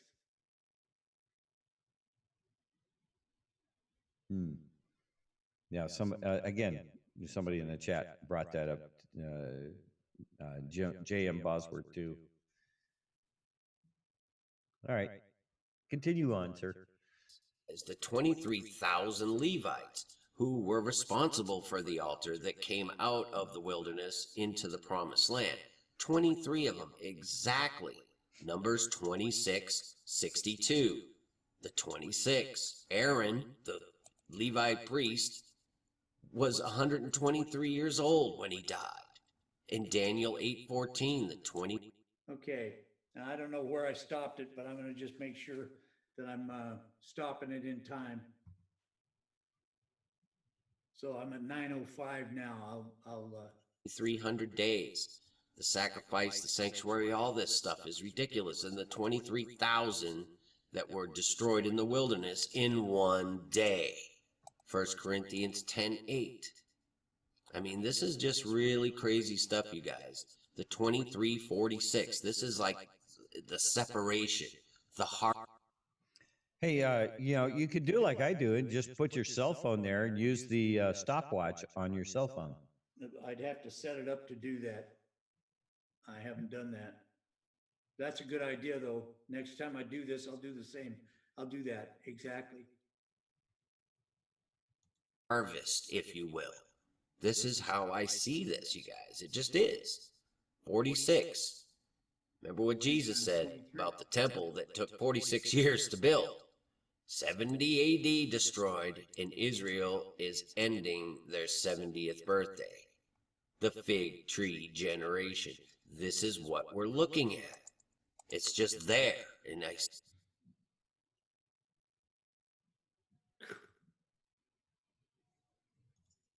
how I see it, so I must give it to you. So I'm going to link everything. There's no way we can get around that that those two events on Hanukkah for 2 years in a row add up to 666? Seriously? And this number exactly takes us back to the very day that they're detonating these nukes? And you know for a fact that they're doing this stuff purely. Now, this is where he talks about why they're doing it. Okay. This should be interesting. Garner the power of God. And this is all satanic driven, all satanic knowledge given to them. So they put an obelisk at ground zero of the first ever nuclear detonation. Isn't that special? It's unbelievable, you guys. It really is. Truman dropped firebombs on all these people. This is insane to me. Oof. But this is what it's spelling out. So you better be in Christ is all I got to say, because things are about to get real. Praise God. All glory to God. Thank you, Jesus. I hope you know him. I truly do. Peace and grace to y'all. Many fish. All right. That is, I believe the rest of it is a short advertisement there. But I thought that was an interesting video. And You might be able to get that out there to MZ Sorry before she signs off, goes to bed there. yeah, I'm going to get it out there right now, as a matter of fact. So did I drop the share? I did. I dropped the share. So I'll put that out in YouTube right now.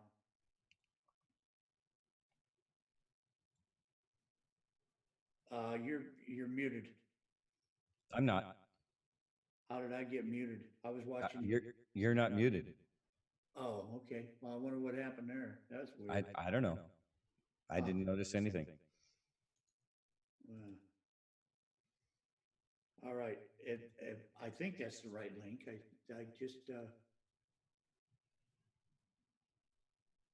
yep. I'll just make sure that's the right link. Okay, copy. I'll put it out there a few more times. All right, over to you there, brother. All right. Well, this one here, this video here, it's kind of a long one, and I don't know how far we'll get. We'll dive down into this. Now, the other thing is we could do this, or we could go into feeding the egregore, which we've been meaning to get back to. Do you want to do cosmic patterns and cycles of catastrophe based on geometry and all that stuff? Or we can dive into feeding the egregore and looking at that some more. Anybody in live chat? DC, you got any thoughts? Well, we've also got that mysterious island off the coast of Ireland that seems to be cloaked. It shows up every once in a while. Yeah, High Brazil. That used to be on maps and just disappeared off the maps in the 1700s. That's an interesting one there. I think I linked that to you. Yeah, you did. I've got it up on the screen or on my deal here.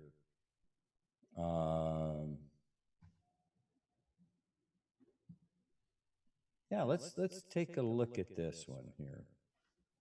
Well, I just did this last video, so you're on for the start on this one, or we can tag team it or whatever you want to do. Well, this doesn't look like there's actually a video. It's kind of a read with some maps and some graphics and stuff. Yeah, let's go here with this. Comes from a webpage called Ancient Origins, and I will clean it up here so that it. Oh, for crying out loud! If I just click the right buttons here. Jane Dolby asks out there, so that numerology means there is a false flag event on May 14th. That is how this guy is reading it, that something big is going to happen today, actually. We're over here on the West Coast. We're 39 minutes into it. I guess 3 hours and 39 minutes into it on the East Coast. So we will see. But it looks like something big is in the works, at least according to this particular bunch of gematria that the guy did there. Well, I'll tell you, you look at all the weird stuff that's been going on with the internet, the just stuff going on. And we literally had a chemtrail here in over Spokane on Saturday that was a perfect circle. All right. Yeah. And when I was talking with Chris, she said she drove up from Lewiston today, and as she was coming through town, we had perfect checkerboard chemtrails over town today. I mean, they literally slammed the crap out of us on the chemtrails today. They did it here too.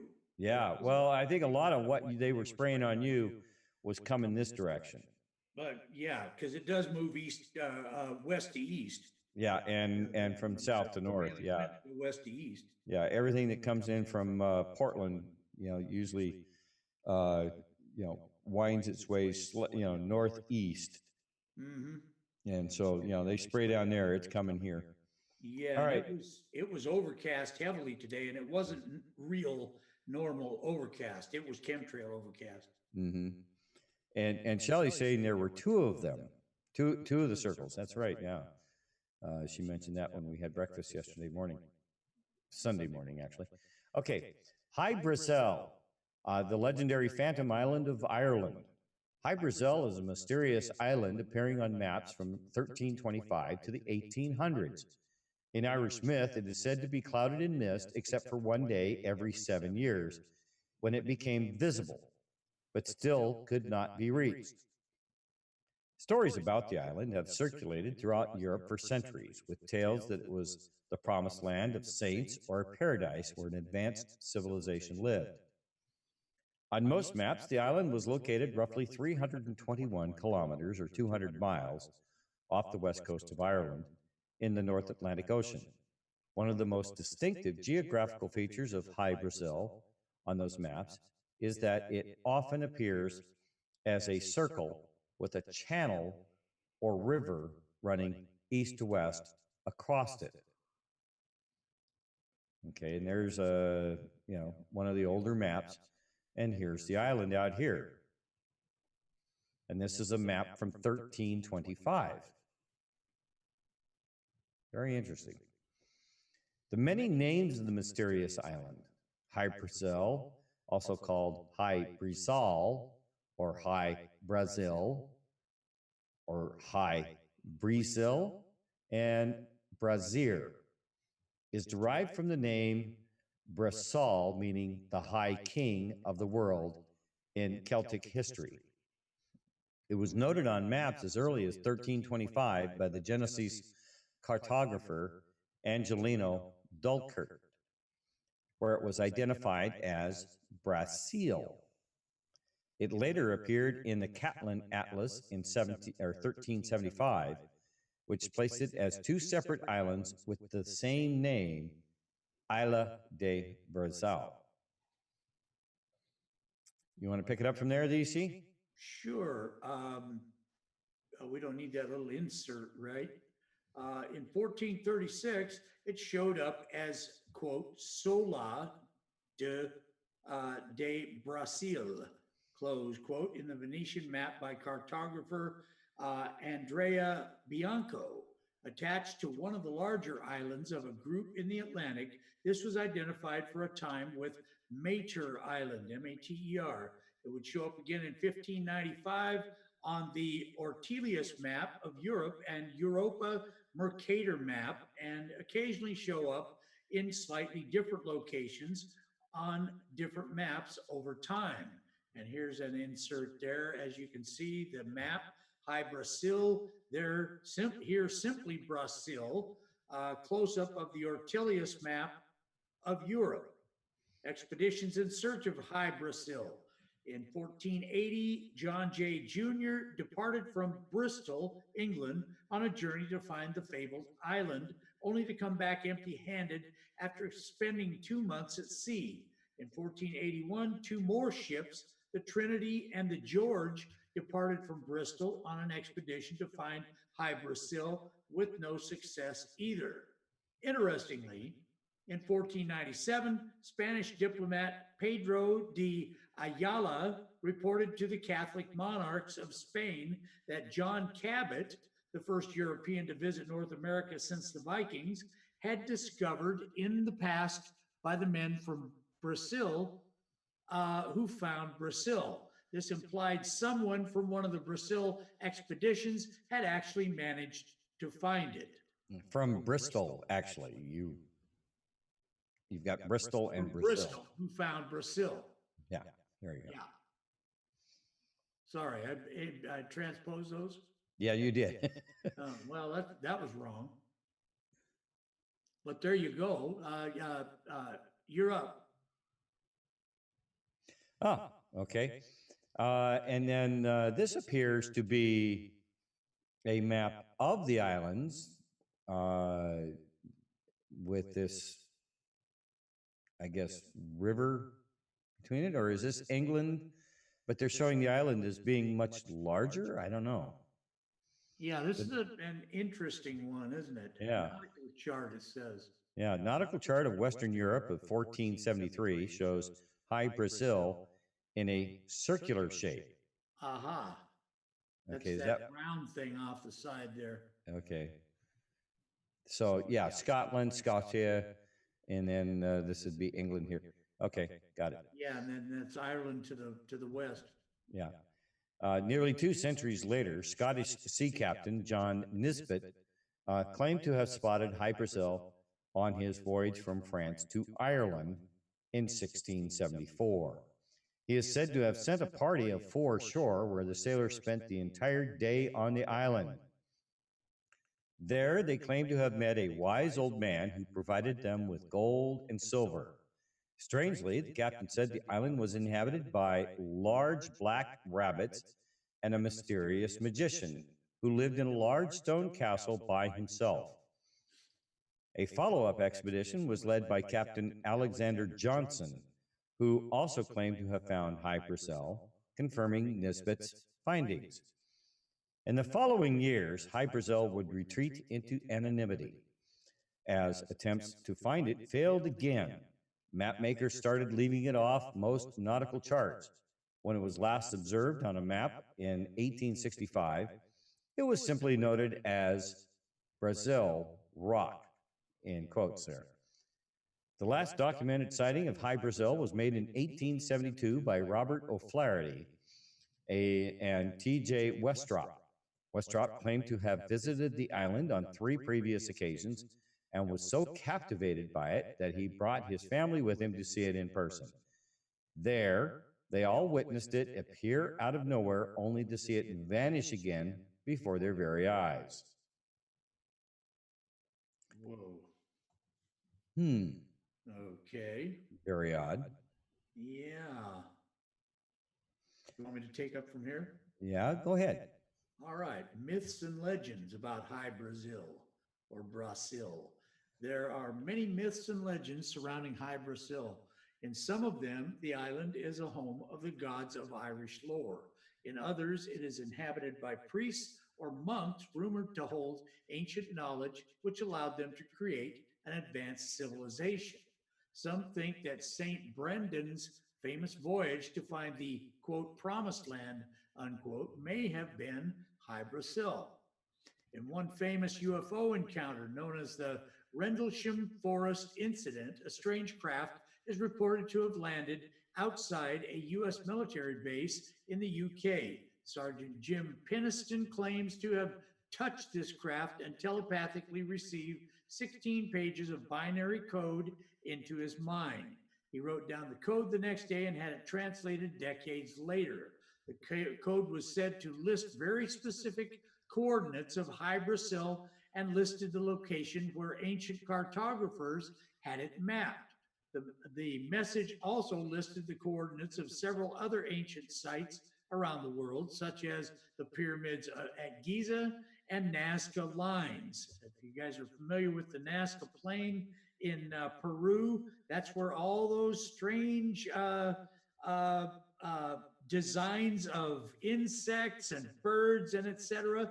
that can only be seen from way, way up in the air, at least the 40,000 foot view, and you can't actually see them when you're on the ground, other than these wide swaths of, that appear strange. But yeah, that's the Nazca Plain in Peru.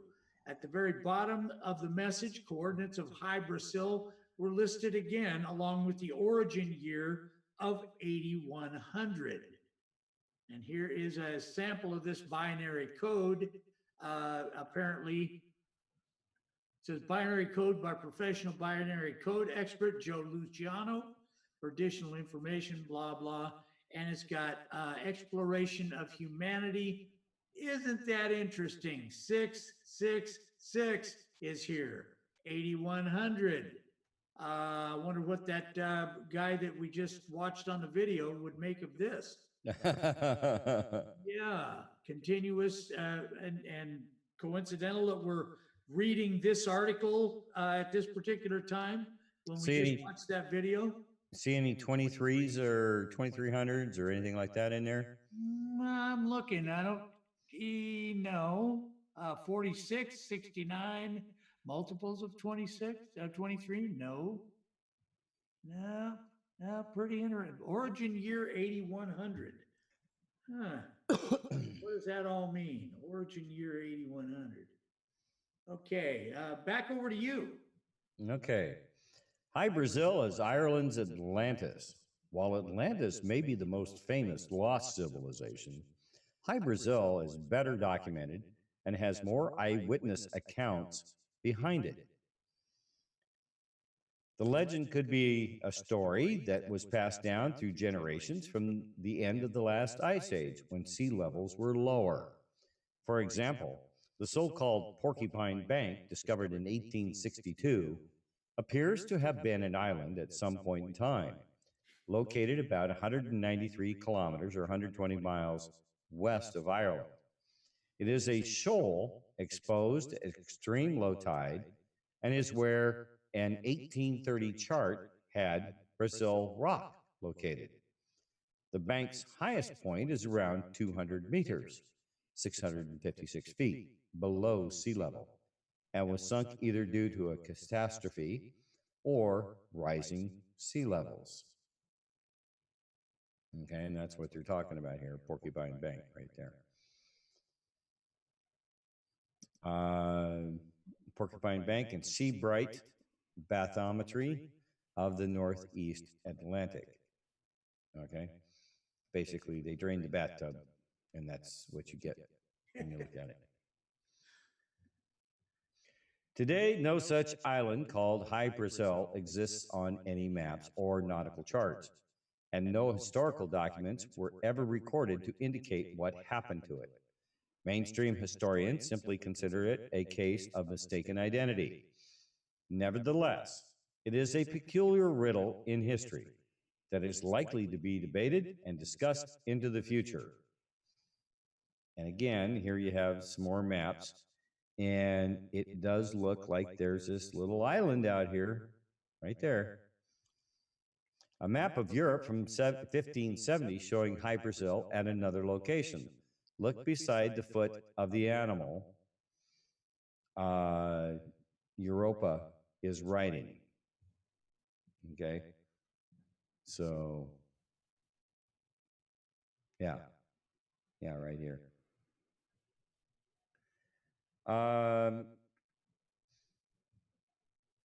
Let's see. BBC Radio 4 made a program based on legends and the story of High Brazil. It can be found here. Very interesting. All right, I'll get this out in link form too, so you guys can look at this. This is pretty interesting. Mm-hmm. That's kind of a fun read there, huh? Yeah, that was rather interesting. Yeah. So, do you suppose maybe that island? Wouldn't it be convenient if they had, hey, we've already got one that's, that's kind of legendary and nobody really knows it's there or knows it exists. And so how much difficulty would it be like we don't allow people to fly over the polar caps? How about this island? How about we just keep it off the maps and kind of, let it show up every once in a while and maybe, maybe keep it a little bit stealthy. Save it up for a rainy day, so to speak.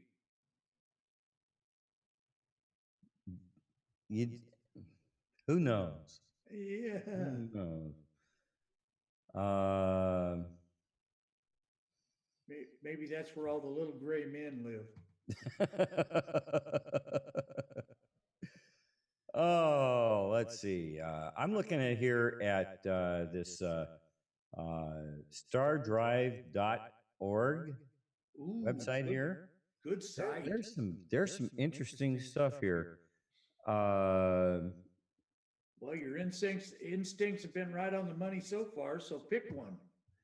Well, it's kind of interesting. I'm going to go with this one because in my conversation on the phone tonight with Flipper,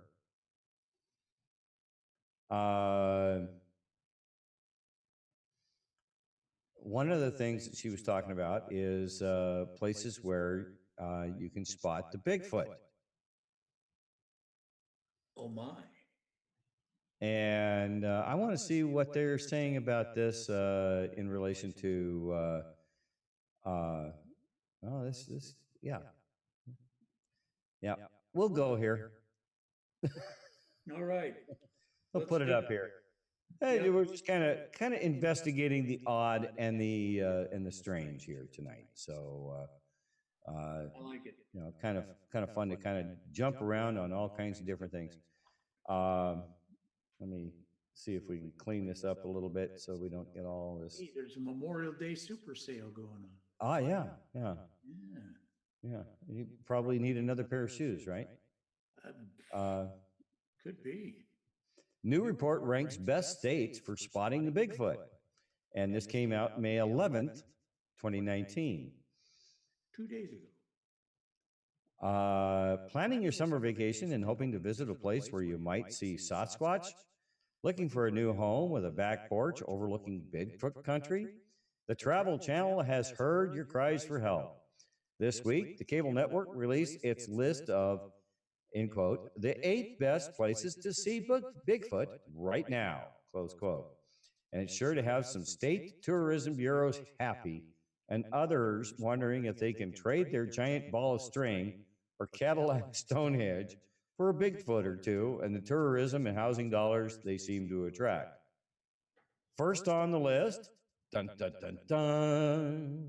Hey, I recognize that state. Is Washington State.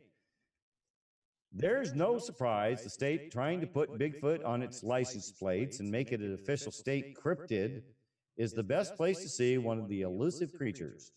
That was confirmed by what the Travel Channel says is, in quote, never before released data from the Bigfoot Field Researchers Organization, or BFRO, collected using BFRO's follow-up log and tracking system, FLATS, that's in quotes.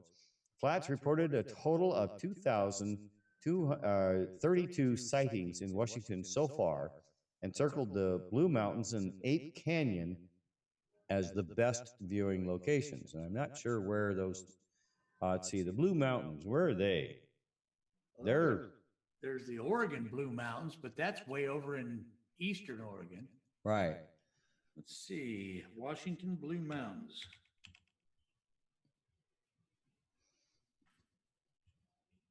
The next one would be California. This one is no surprise either, with 1,697 sightings. Most of them in the what's that canyon there, Laurel Canyon, where they do all the Psychedelic. yeah, all the psychedelic stuff. Yeah, probably half of them came from there. Yeah, they're probably seeing them there. Yeah. And California has the Forest Mountains. By the way, it's the same Blue Mountains. It stretches from Pendleton north along the Snake River. Oh, okay. Yeah. So Forest it is mountains and fertile valleys Washington. to keep plenty of Sasquatch hidden and well fed. So, and then Pennsylvania, surprisingly enough, if you're looking for a home near Bigfoot east of the Mississippi, the Keystone State is the place to move to, especially near the Appalachians, where many of its 1,340 sightings have occurred. Leave the big cities for the football fans and head for the lush farmlands and orchards for a chance to see Bigfoot or albatwitch, the mini Bigfoot that is known for throwing apples. Okay. So he wants to be a pitcher, I guess. I wonder if those apples are blue. Oh, you want to take the next couple ones here? Yeah, hang on just a second. Let me get back to it. I just found another interesting one for a follow-up here. You guys are going to love this one. This one, okay, never mind. So you did Michigan? No, you got that one. That's number 4, Michigan. Here's the first surprise on the list.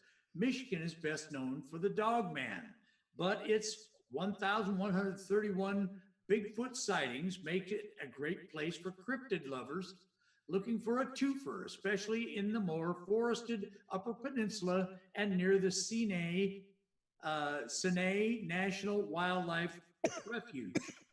And New York. You know, there's the second Laurel Canyon reference there, sort of. You know, New Yorkers. They did produce AOC, didn't they? There's a hallucination we wish would go away.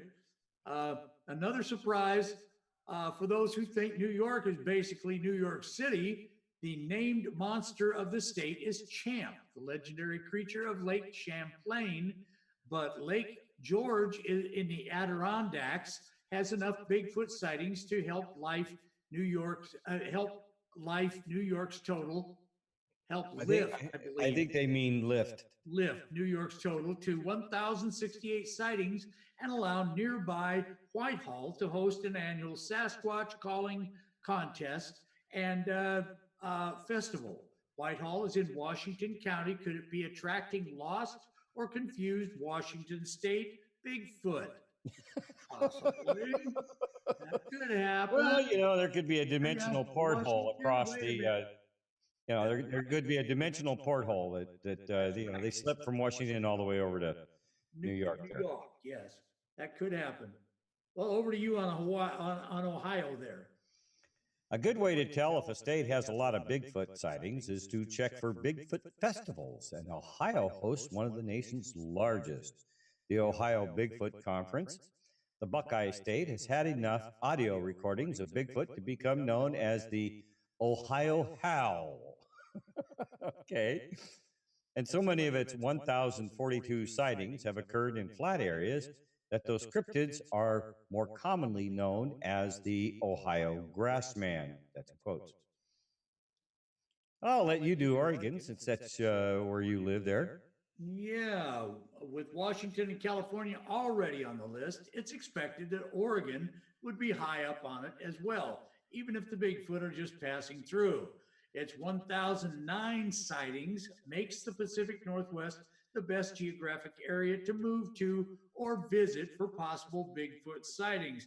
Yeah, they may be, you know, migrating back and forth during the different seasons. I wanted to point out about New York. There was a back many years ago, I think I must have been in my early teens, I read a story about a New York area named Flatbush, and I'm not sure where that's located. I think it's somewhere near New York City, but there was a sighting there, and many people saw it. They called it the Flatbush Monster.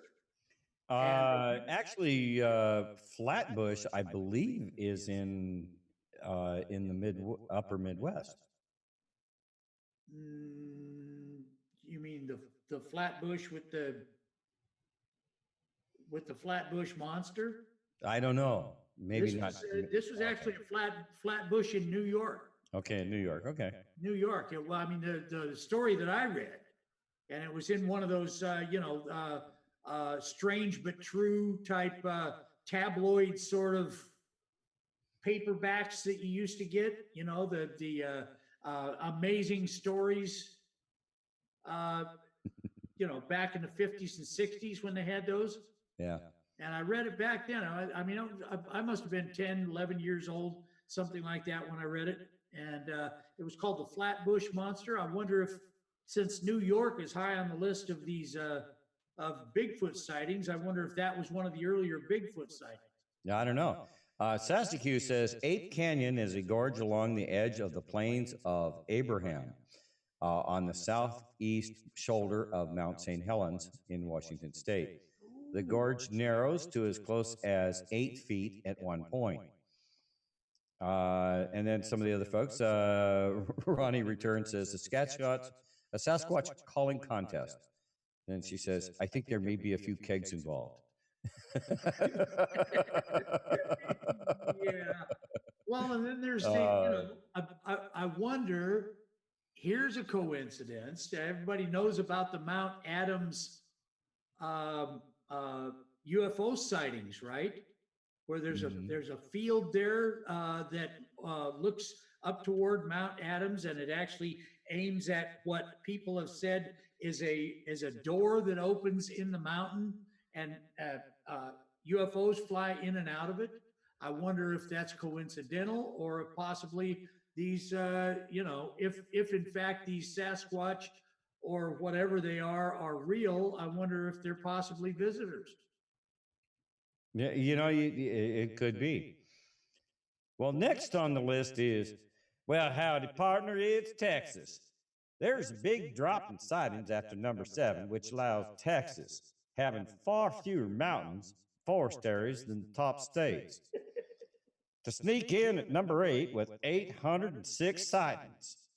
The Piney Woods area of East Texas, which stretches into northern Arkansas, western Louisiana, and southeastern Oklahoma, is the best place for Lone Star Sasquatch spotting.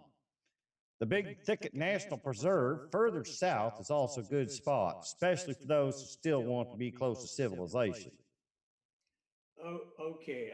I've got to warn you in advance, but I'll also warn those coming after you. There's a bunch of Texans that might want. I thought I did a pretty darn good job of it. For that accent. But warning to all you Texans. Okay. We'll leave it. We'll leave it up to the folks in chat. How'd I do? There you go. Was that a good? Yeah, awesome drawl. J.M. Bosworth said, awesome drawl. Yeah. Spirit of Non says there's a city inside Mount Adams, believe it or not. Hey, I've never seen it. I'm not going to not believe it. All right, then. All right. Okay, and then we'll just finish off with number 9. You want me to do that one?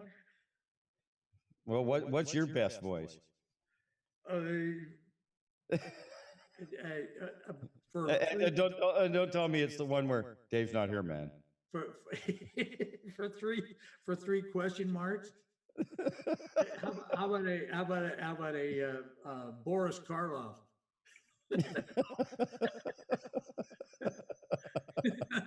Oh, no. This list has the entire Pacific Northwest, a big chunk of the upper Midwest and Texas. If you can't find a place to live or visit in those Bigfoot-laden areas, you're too picky. And if your state's not on the list, wait a few years. After all, it's just the 8 best places to see Bigfoot right now. Oh, there's some out there. You failed. Ha ha ha. Let's see. Faith Lily 36. Nah. Richard Givens. No. Roddy goes. Mount Adams. Whatever. Ooh, yes. Mount Adams Jeep climb. And then Sharon Hobbs says, "I have a real one." LOL. And then Fraser 76. The only Texans that sound like that are Yankees that came here and stayed. I've just driven through Texas. I don't know if have I spent a night? Yeah, I've spent 1 or 2 nights in Texas. I've actually never been to Texas. Although I wouldn't mind going there. All right. So anyway, that's our little bit on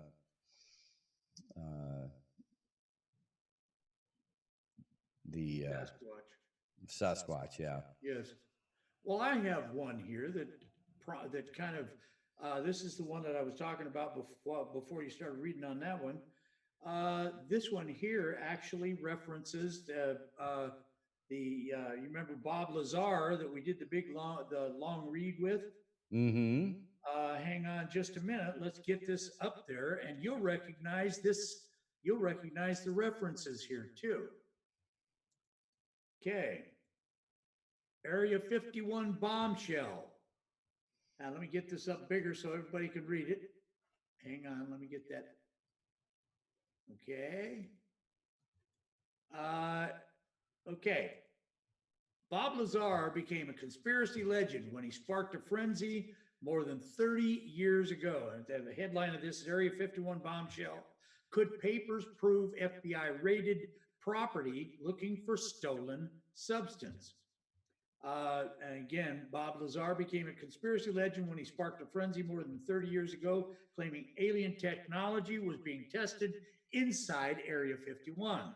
In 1989, with the help of journalist George Knapp, Mr. Lazar detailed a story where he claimed he was stationed at a base known as S4, south of the U.S. Air Force's Homey Airport.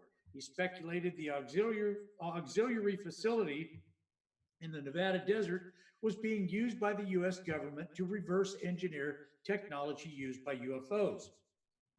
Following the revelation, Mr. Lazar went quiet for 3 decades until investigative filmmaker Jeremy Corbell finally convinced him to retell his story.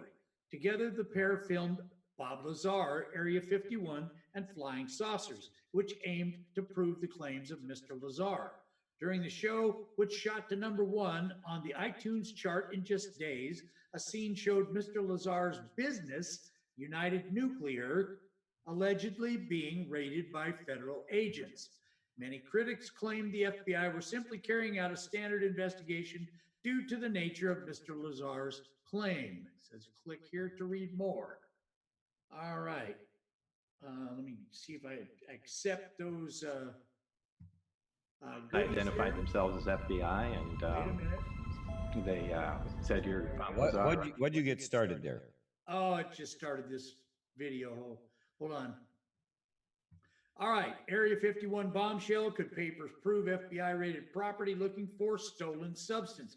If you recall, he said he took a sample of element 115. Remember that? Mm-hmm.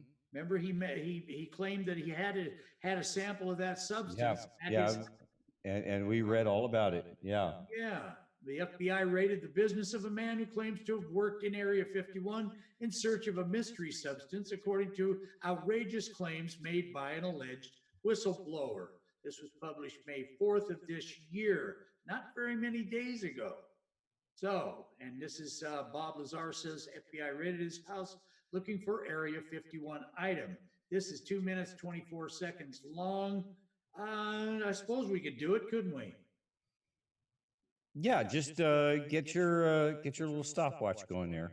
Yeah, I'll keep an eye on it. I don't have my stopwatch handy, but I'll keep an eye on it. You don't have your cell phone handy? FBI and I do, but I haven't got it set up. Let me start it over again here. But I can watch it close enough to catch it.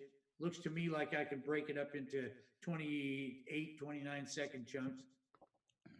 identified themselves as FBI, and they said, "You're Bob Lazar, right?" And then, one of them got on the radio saying, "Yeah, he's here." Apparently, they also had my house staked out, and they were deciding whether or not to go there. The conveyor belt of vehicles and agents and police did not stop. The whole thing was like a Twilight Zone episode. Okay, that's Bob Lazar. We've seen his picture many times on when we were doing his stuff there. So They came in and then they said, "There'll be a few other people coming here. Just got a couple questions to ask you." In a short time, the street filled up with vehicles and the building completely filled with agents. It was really something else. Did they identify themselves initially as? Yeah, it was FBI identified themselves, then came in state police and a few other agencies. I don't remember who, but okay, you see what it says there? See what it says there on his shirt? If we knew what we were doing, it wouldn't be called research. I like it. there were a lot, awful lot. Standing room only in the building. It was crazy. Yeah, they had like a forensic truck. They had a bunch of different agents. They gridded off the building. I mean, obviously they're looking for something. Yeah. And what they said, they were looking for some paperwork, an old order from 2 years ago about a customer that, ordered some potentially toxic material, which... Yeah, potentially toxic material. they could have called for, but this was certainly way over the top. I looked up to select the right key, and they were right beside me. It was quite surprising, considering you could see all around here, and there would generally have to be a vehicle or something somewhere. But I just pulled up, got out, picked the key, and then they started talking from behind me. I thought that was really strange. Of course, it got much stranger as the day went on.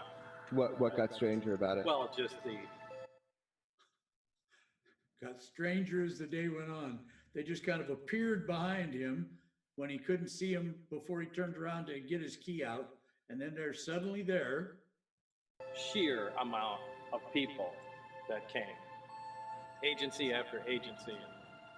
I mean, they had computer experts here going through, all the computer equipment we had here. They had people sectioning off the building, labeling it in cubic meters so they can search each one.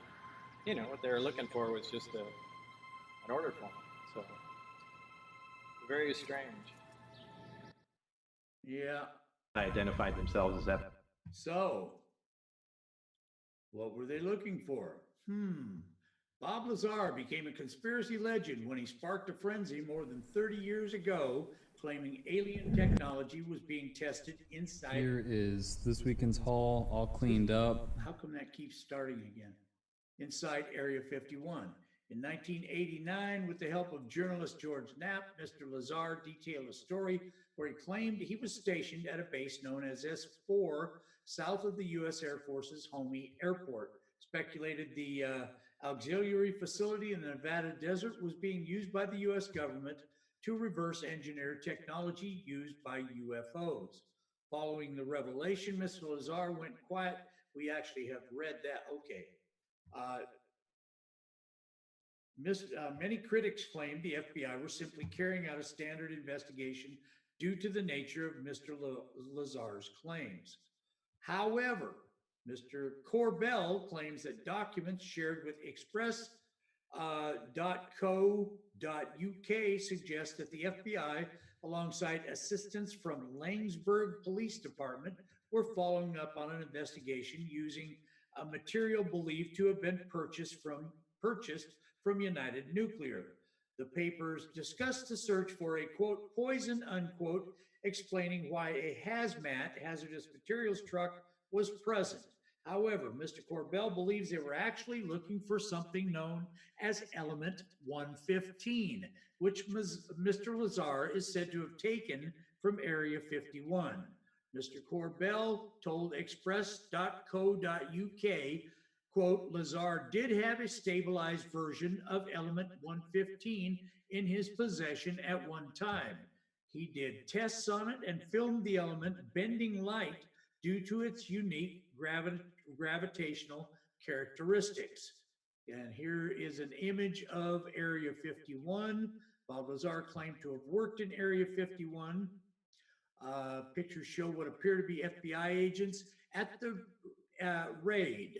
A handful of witnesses observed these tests, including investigative reporter George Knapp. Quote, there is footage of one of these tests in my film.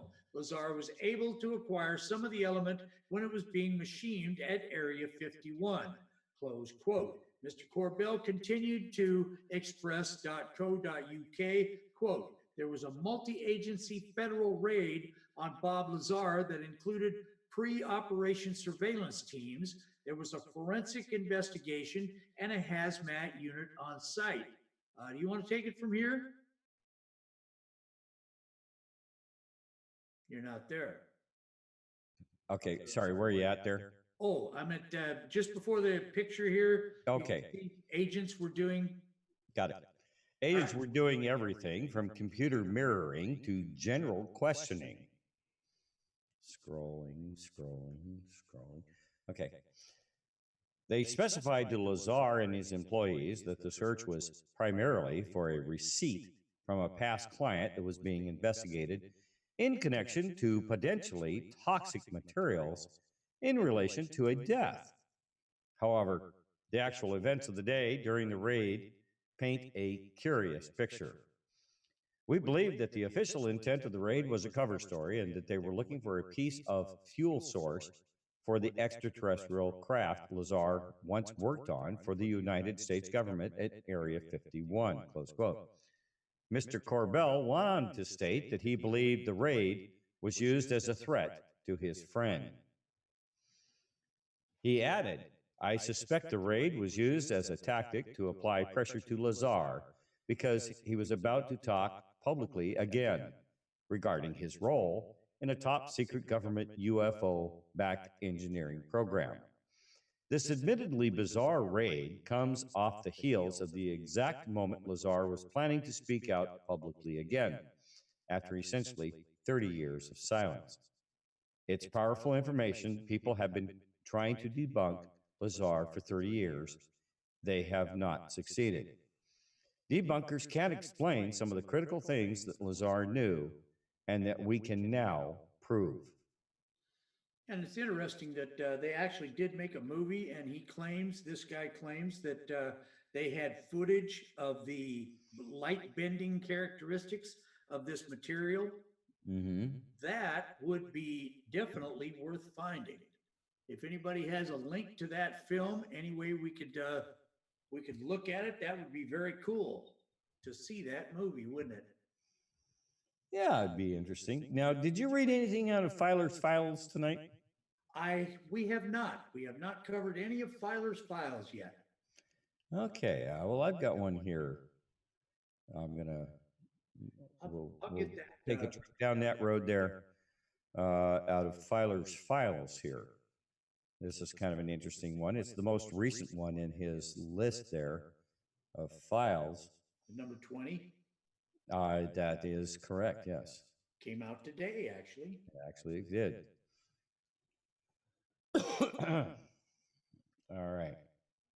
Filer's Files, number 20, 2019. Belgian general claims UFOs exist. Okay, and this came out on the 13th of this month. And let me do my little cleanup thing here, make it so it's easier to read.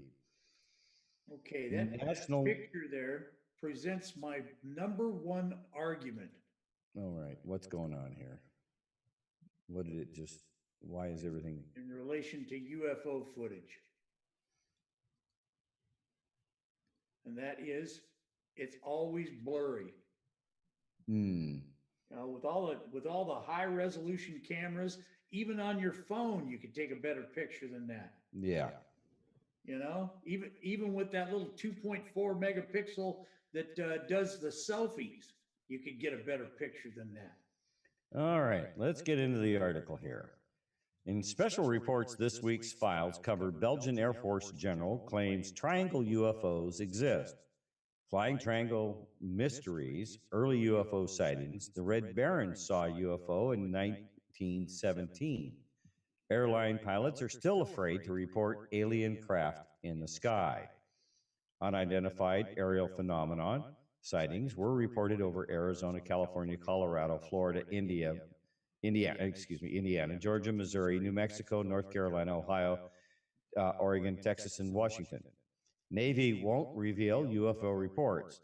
Navy drafting new guidelines for reporting UFOs and persecution of Christians in Middle East detailed in report. Unidentified aerial phenomena sightings were reported over Australia, Brazil, Canada, India, Ukraine, and England in the United Kingdom.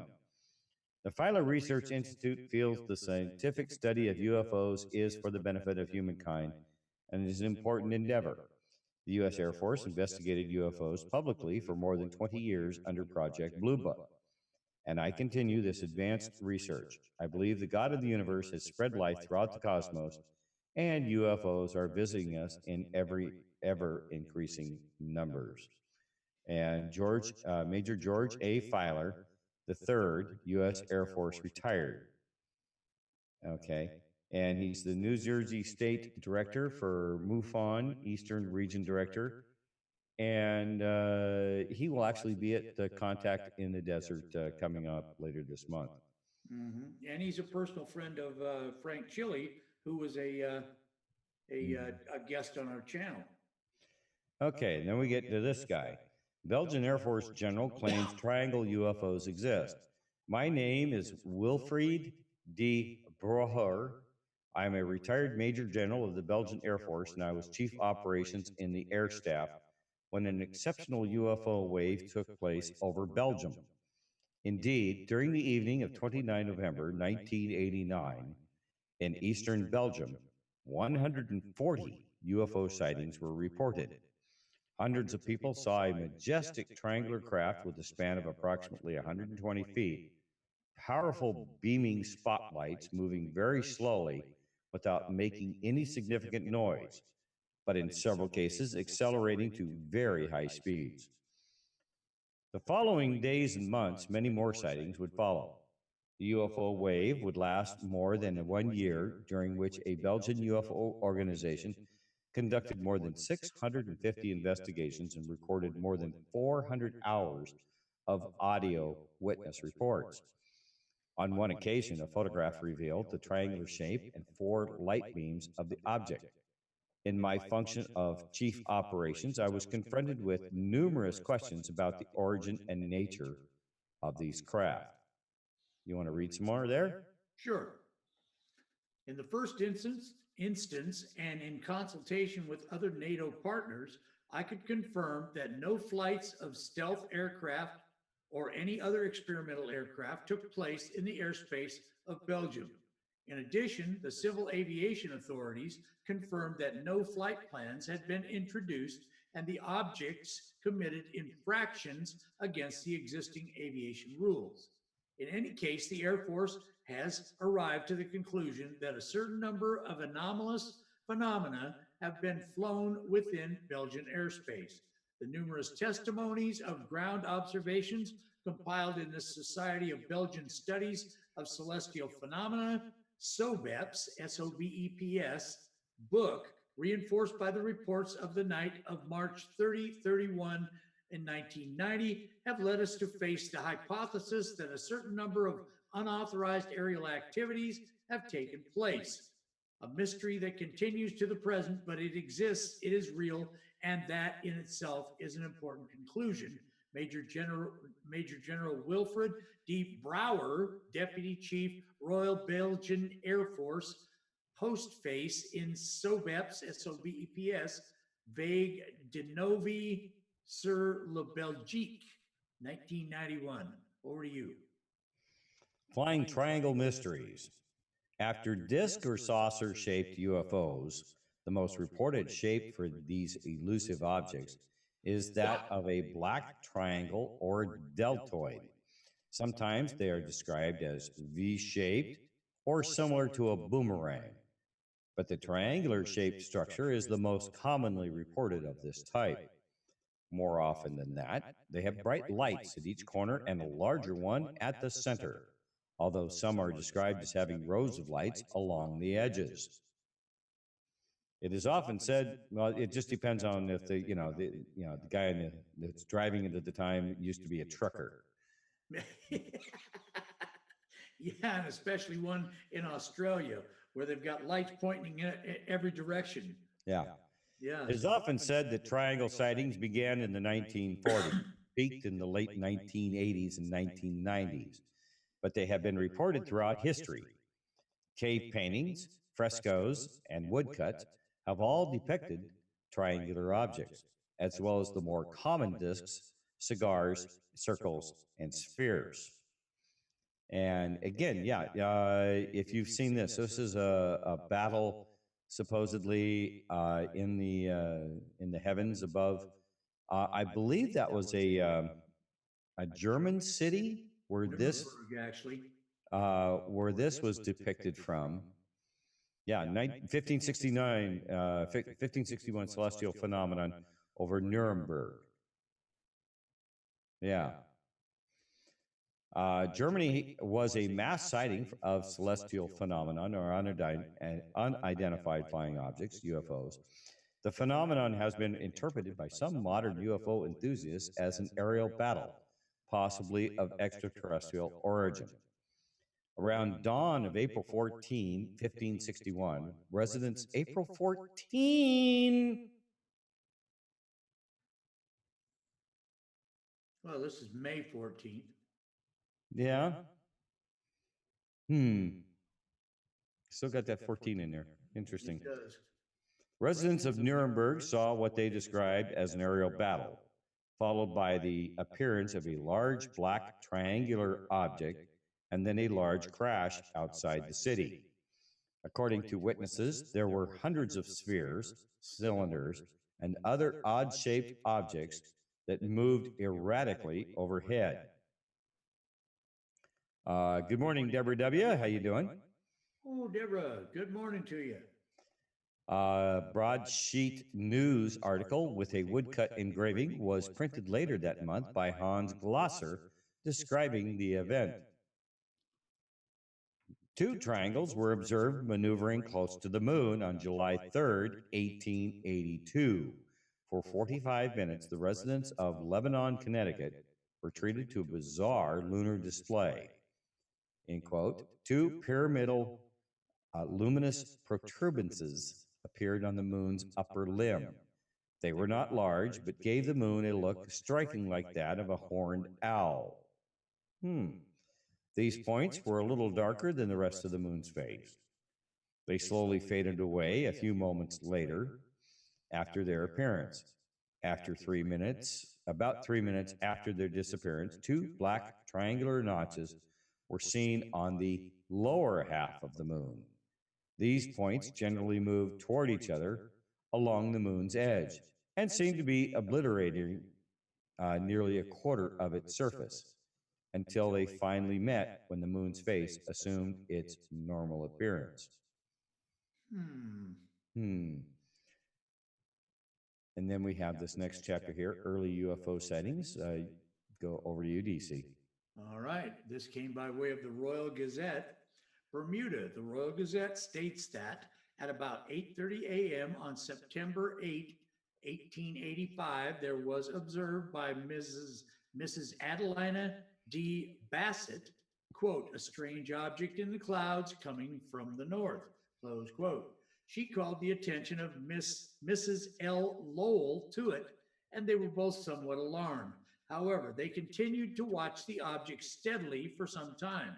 It drew nearer. It was of triangular shape. What followed this sighting was a strange statement, similar to modern attempts at debunking. General Lefroy of the U.S. Army gives us a terrestrial explanation for this 1885 sighting. he states it was a balloon. Oh, going back to the balloon. They used the balloon story in 1885. They did. They did. Wow. It was a balloon that had escaped from France or England. If so, it was the first aerial object of terrestrial origin to ever cross the Atlantic Ocean and would have held that record for another 35 years. And then there's a picture of the German Zeppelin over London. Should I tell the what I witnessed the other night? Well, let's get through this section here, and then yeah, I think that would be a fun way to kind of finish up the. We got about a half hour, little less than a half hour left in the show. I think we can get through this, and then. Or wait, well, maybe not. It looks like this goes on for a while, but anyway, we'll go through. You have 26 minutes, so all right. Should I continue reading there, or you want to take it up from here? I'll pick up this one on the Zeppelin here. In 1915, during World War I, various shaped UFOs were reported over England. Most were reported as dirigibles flown by the Germans, but after the war, the Germans claimed only a few missions were actually flown over England, as Kaiser Wilhelm didn't want to upset his relatives of the British royal family. Yeah, I've got a story to tell about that too. Yeah. Thousands of UFO, triangle, and cylinder reports were reported by military personnel. Dr. David Clark's article concerning Zeppelin dirigible activity during World War I was particularly interesting to me, since I flew over England for 4 years. During World War I, hardly a night would go by without numerous reports of German Zeppelin activity over England. But the Germans only had 1 naval Zeppelin and 5 Army airships in service when the war was declared. Within a few months, most had been destroyed or wrecked. German records reveal Zeppelin activity was very limited anywhere near England. Yet sightings of airships were frequent and may have been UFOs. Captain Stansfield of the trawler SS Ape had many of his crew on December 15, 1914, reported sighting a black airship after the war. Airship records were read, and all German airships were in their hangars due to bad weather. On September 6, 1914, Flight Commander C.E.H. Rathborn of the Flexostow Naval Air Station, Suffolk, returned from an early morning patrol in his RNAS seaplane to make perhaps the first report of a UFO by a military officer. In quotes, at 5:35 a.m., whilst on patrol, I sighted an airship steering south, southwest, southeast with a silver-colored envelope on the horizon, while flying at 1,300 feet, 27 miles south of Orfordness.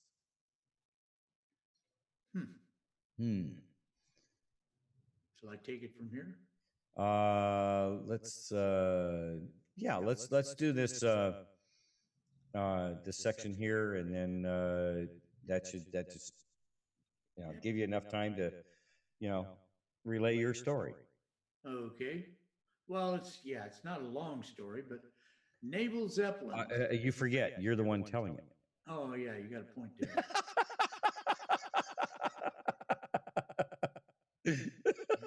Naval Zeppelins. A military intelligence report estimated the total number of reports of, quote, enemy signaling, close quote, to be as high as 2,000 from the Scottish Command alone during the first year of the war. By January 31st, 1916, 9 naval Zeppelins had been built and were ordered to bomb central England. The main campaign against England started in January 1915 using airships.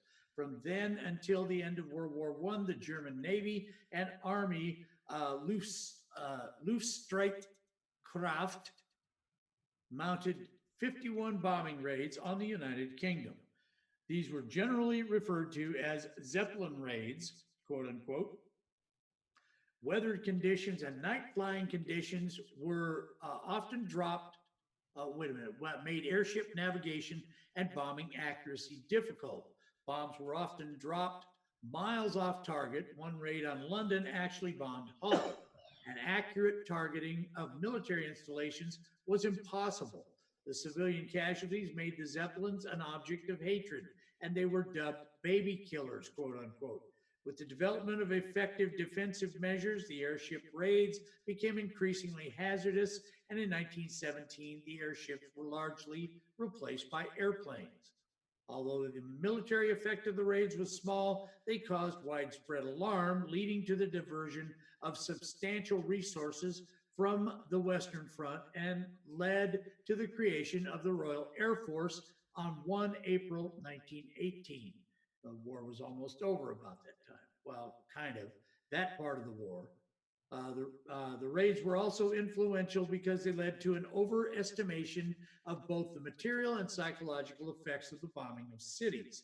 The raids killed 557 and injured another 1,358 people. More than 5,000 bombs were dropped on towns across Britain, causing 1.5 million pounds in damage. 84 airships took part, of which 30 were either shot down or lost in accidents. And there's a Wikipedia link to that. Do you want to take it over here and finish this one up? Okay.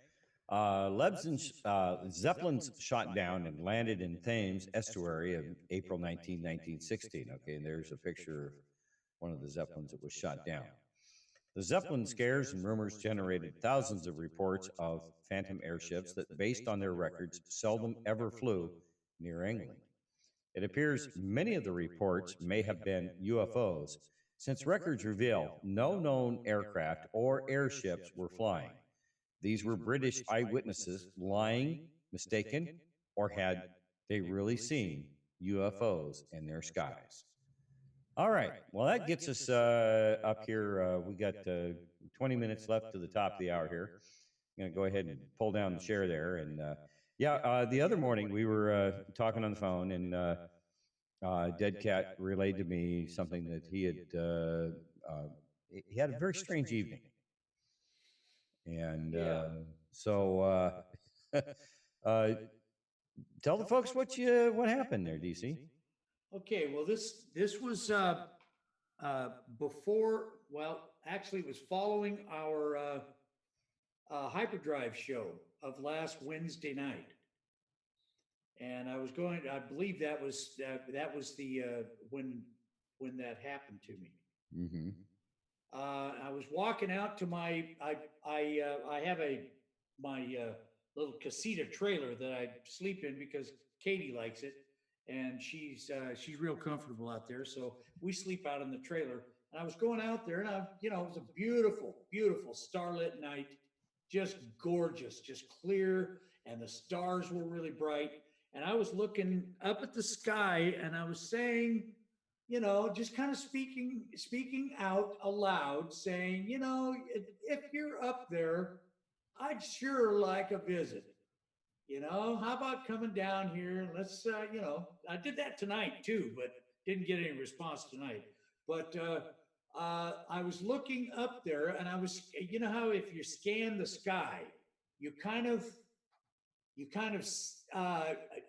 note the locations of the various stars in the sky, and you note, okay, this star is close to this one here, and that one's close to that one, and you kind of start putting together, this goes with this constellation, and this goes with this constellation.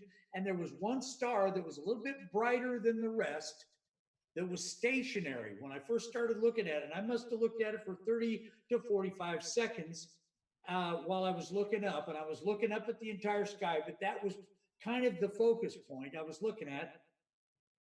And it was stationary for at least 30 to 45 seconds. Then it started moving.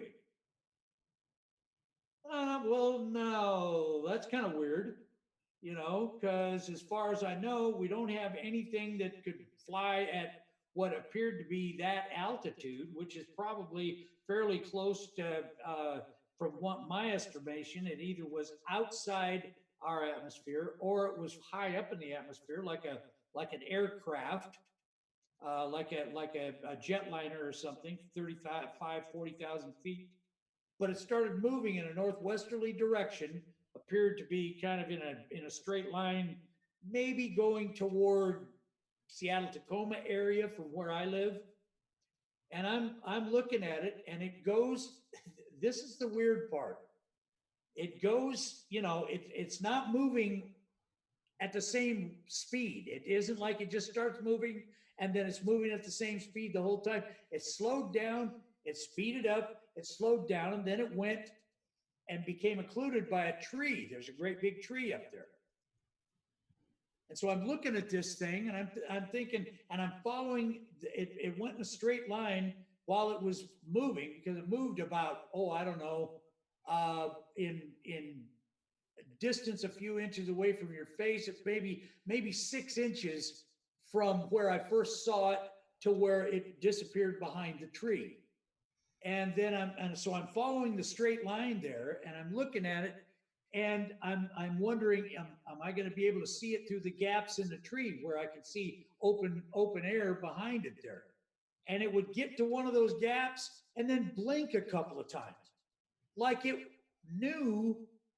Now, this is the crazy part. I know this is going to sound absolutely crazy, but it would blink a couple of times, and then it would start moving again.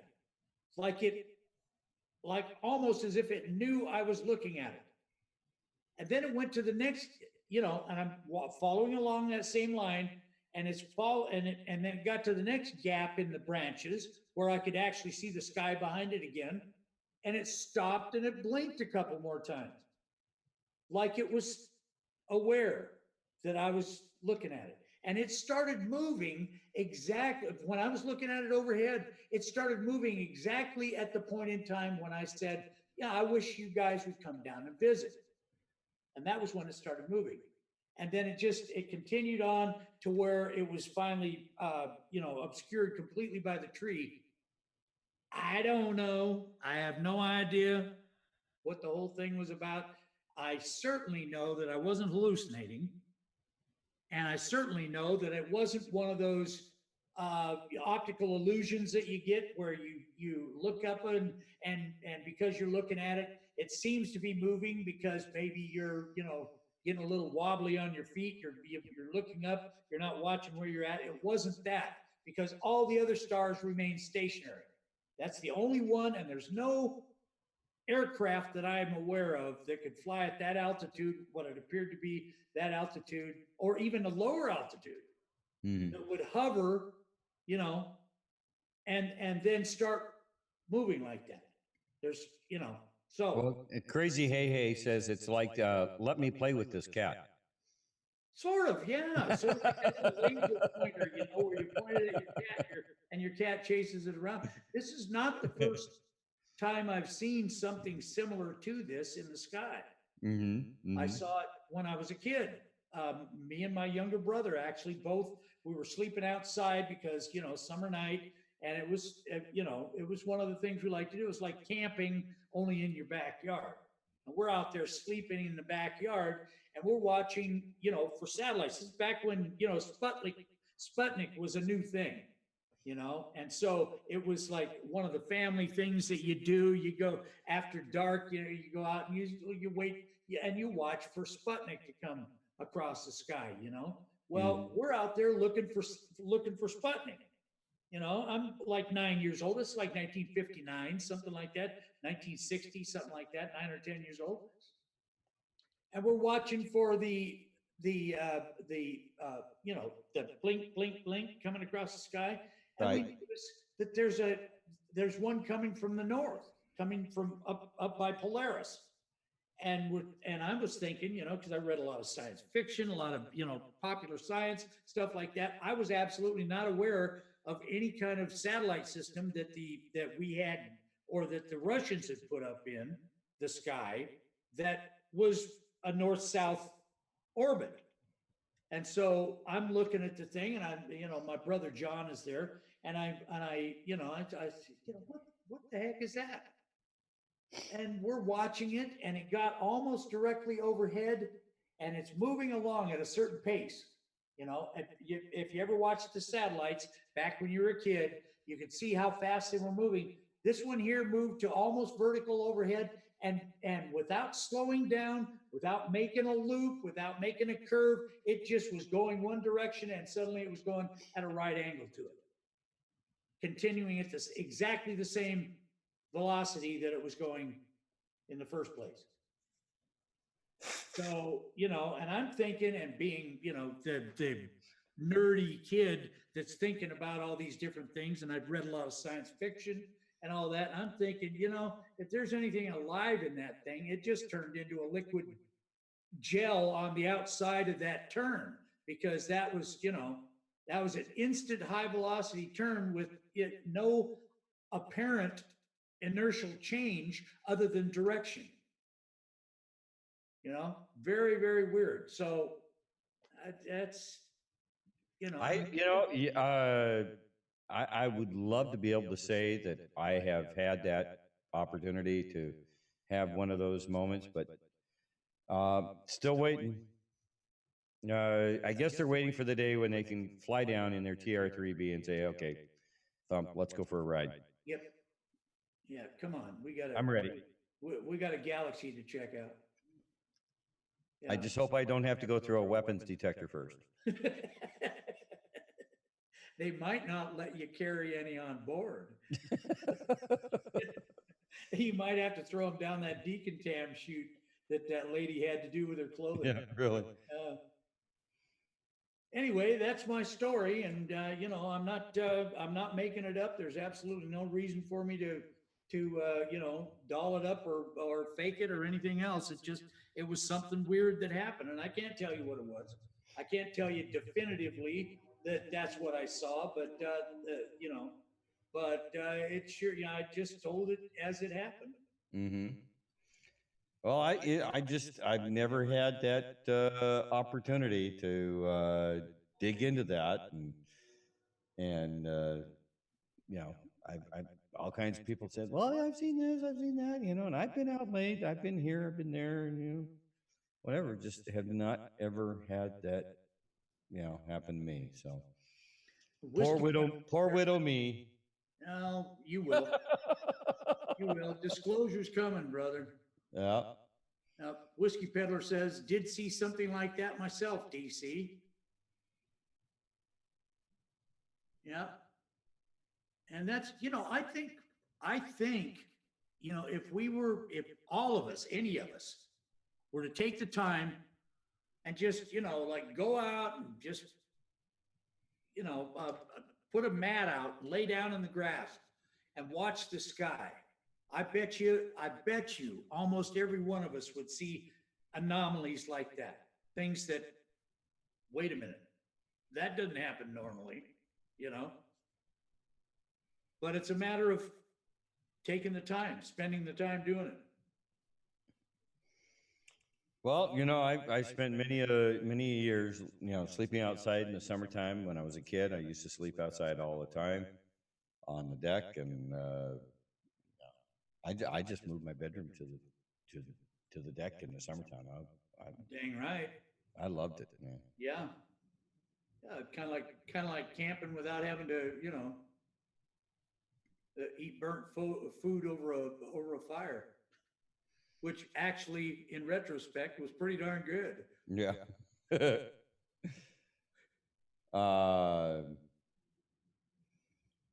Yeah. So it's I think we're getting really close to something happening, something breaking, and you know, maybe it'll happen today. I mean, look at all the strange, you know, weird stuff's going on.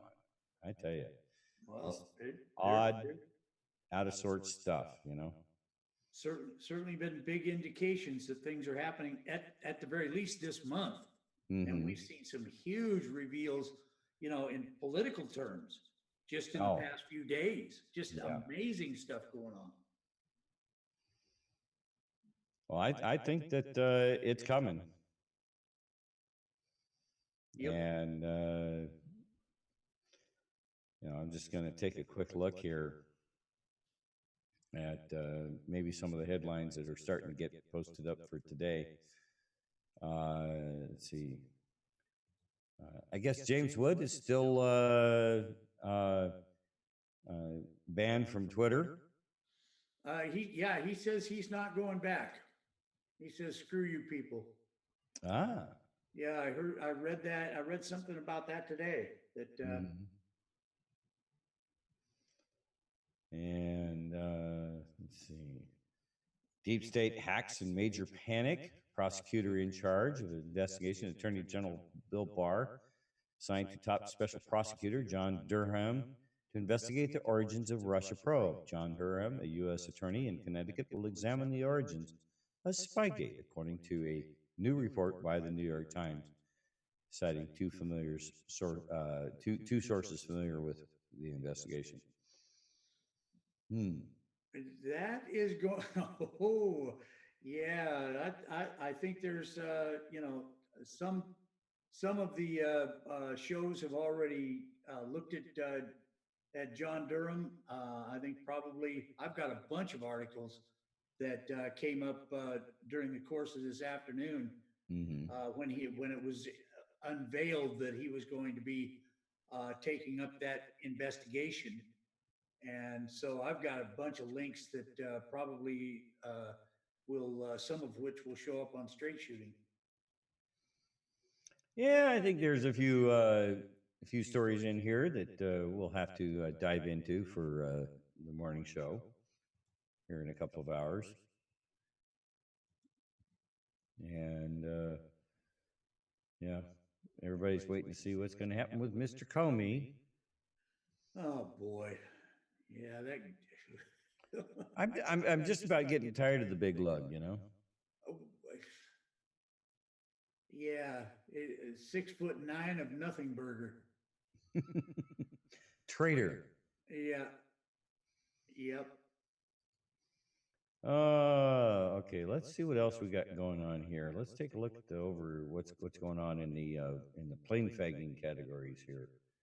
Let's see, that was last Sunday, yesterday, U.S. Air Force RC-135,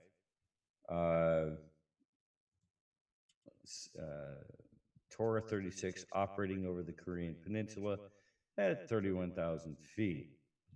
Yeah, that's most likely flying just, watch the border type patrols. Well, do you recall our conversation earlier? I see it's getting real close to the end of the show, but you recall our conversation earlier about how they tried to make this big deal about North Korea firing rockets, and Japan getting freaked out about it, and South Korea getting freaked out about it, and we all looked at it, and most of us were saying, that's just BS. That's not good. It's a false flag. They're trying to cause attention to that. What is it that they're trying to take attention away from? And so we started looking at other stuff. How fast did that whole story fizzle? Quickly. Poof, gone. The North Korea thing was just nothing inside of a day. Mm-hmm. Whereas any other time it would have been, oh no, North Korea is about to, about to get us into a nuclear war, So, I mean, it's pretty obvious to me that was a false flag, an attempt at a false flag that failed miserably. So they went immediately to other stuff. Mm-hmm.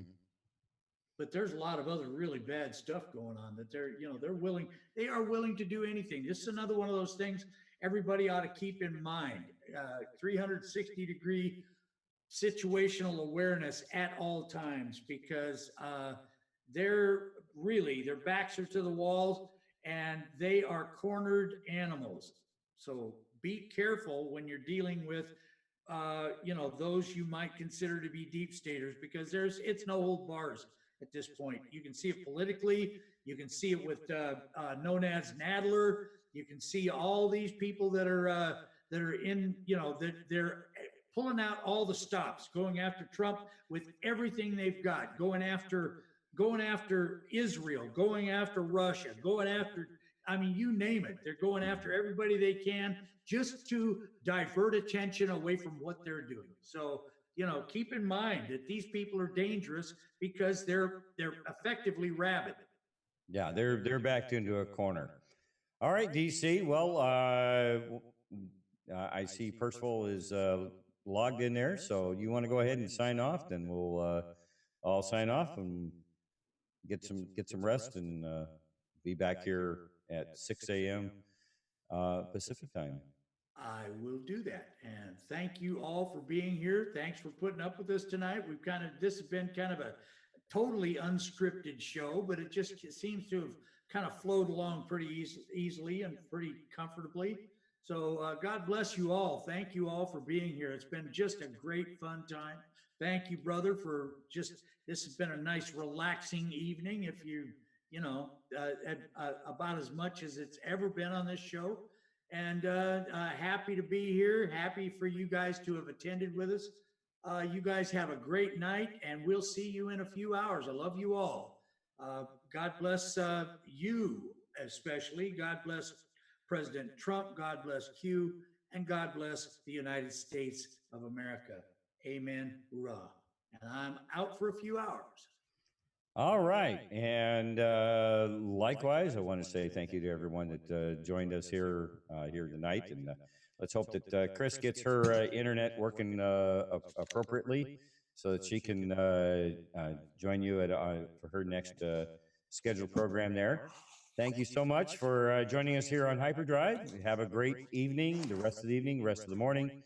And we'll see you in a couple of hours for straight shooting. Join us then. Have a great evening, everyone. Good night. Okay, folks, you are now listening to Percival and Learn, Share, and Gray on the Rise and Shiners, where we bring a rise to your shine and a shine to your rise. I'm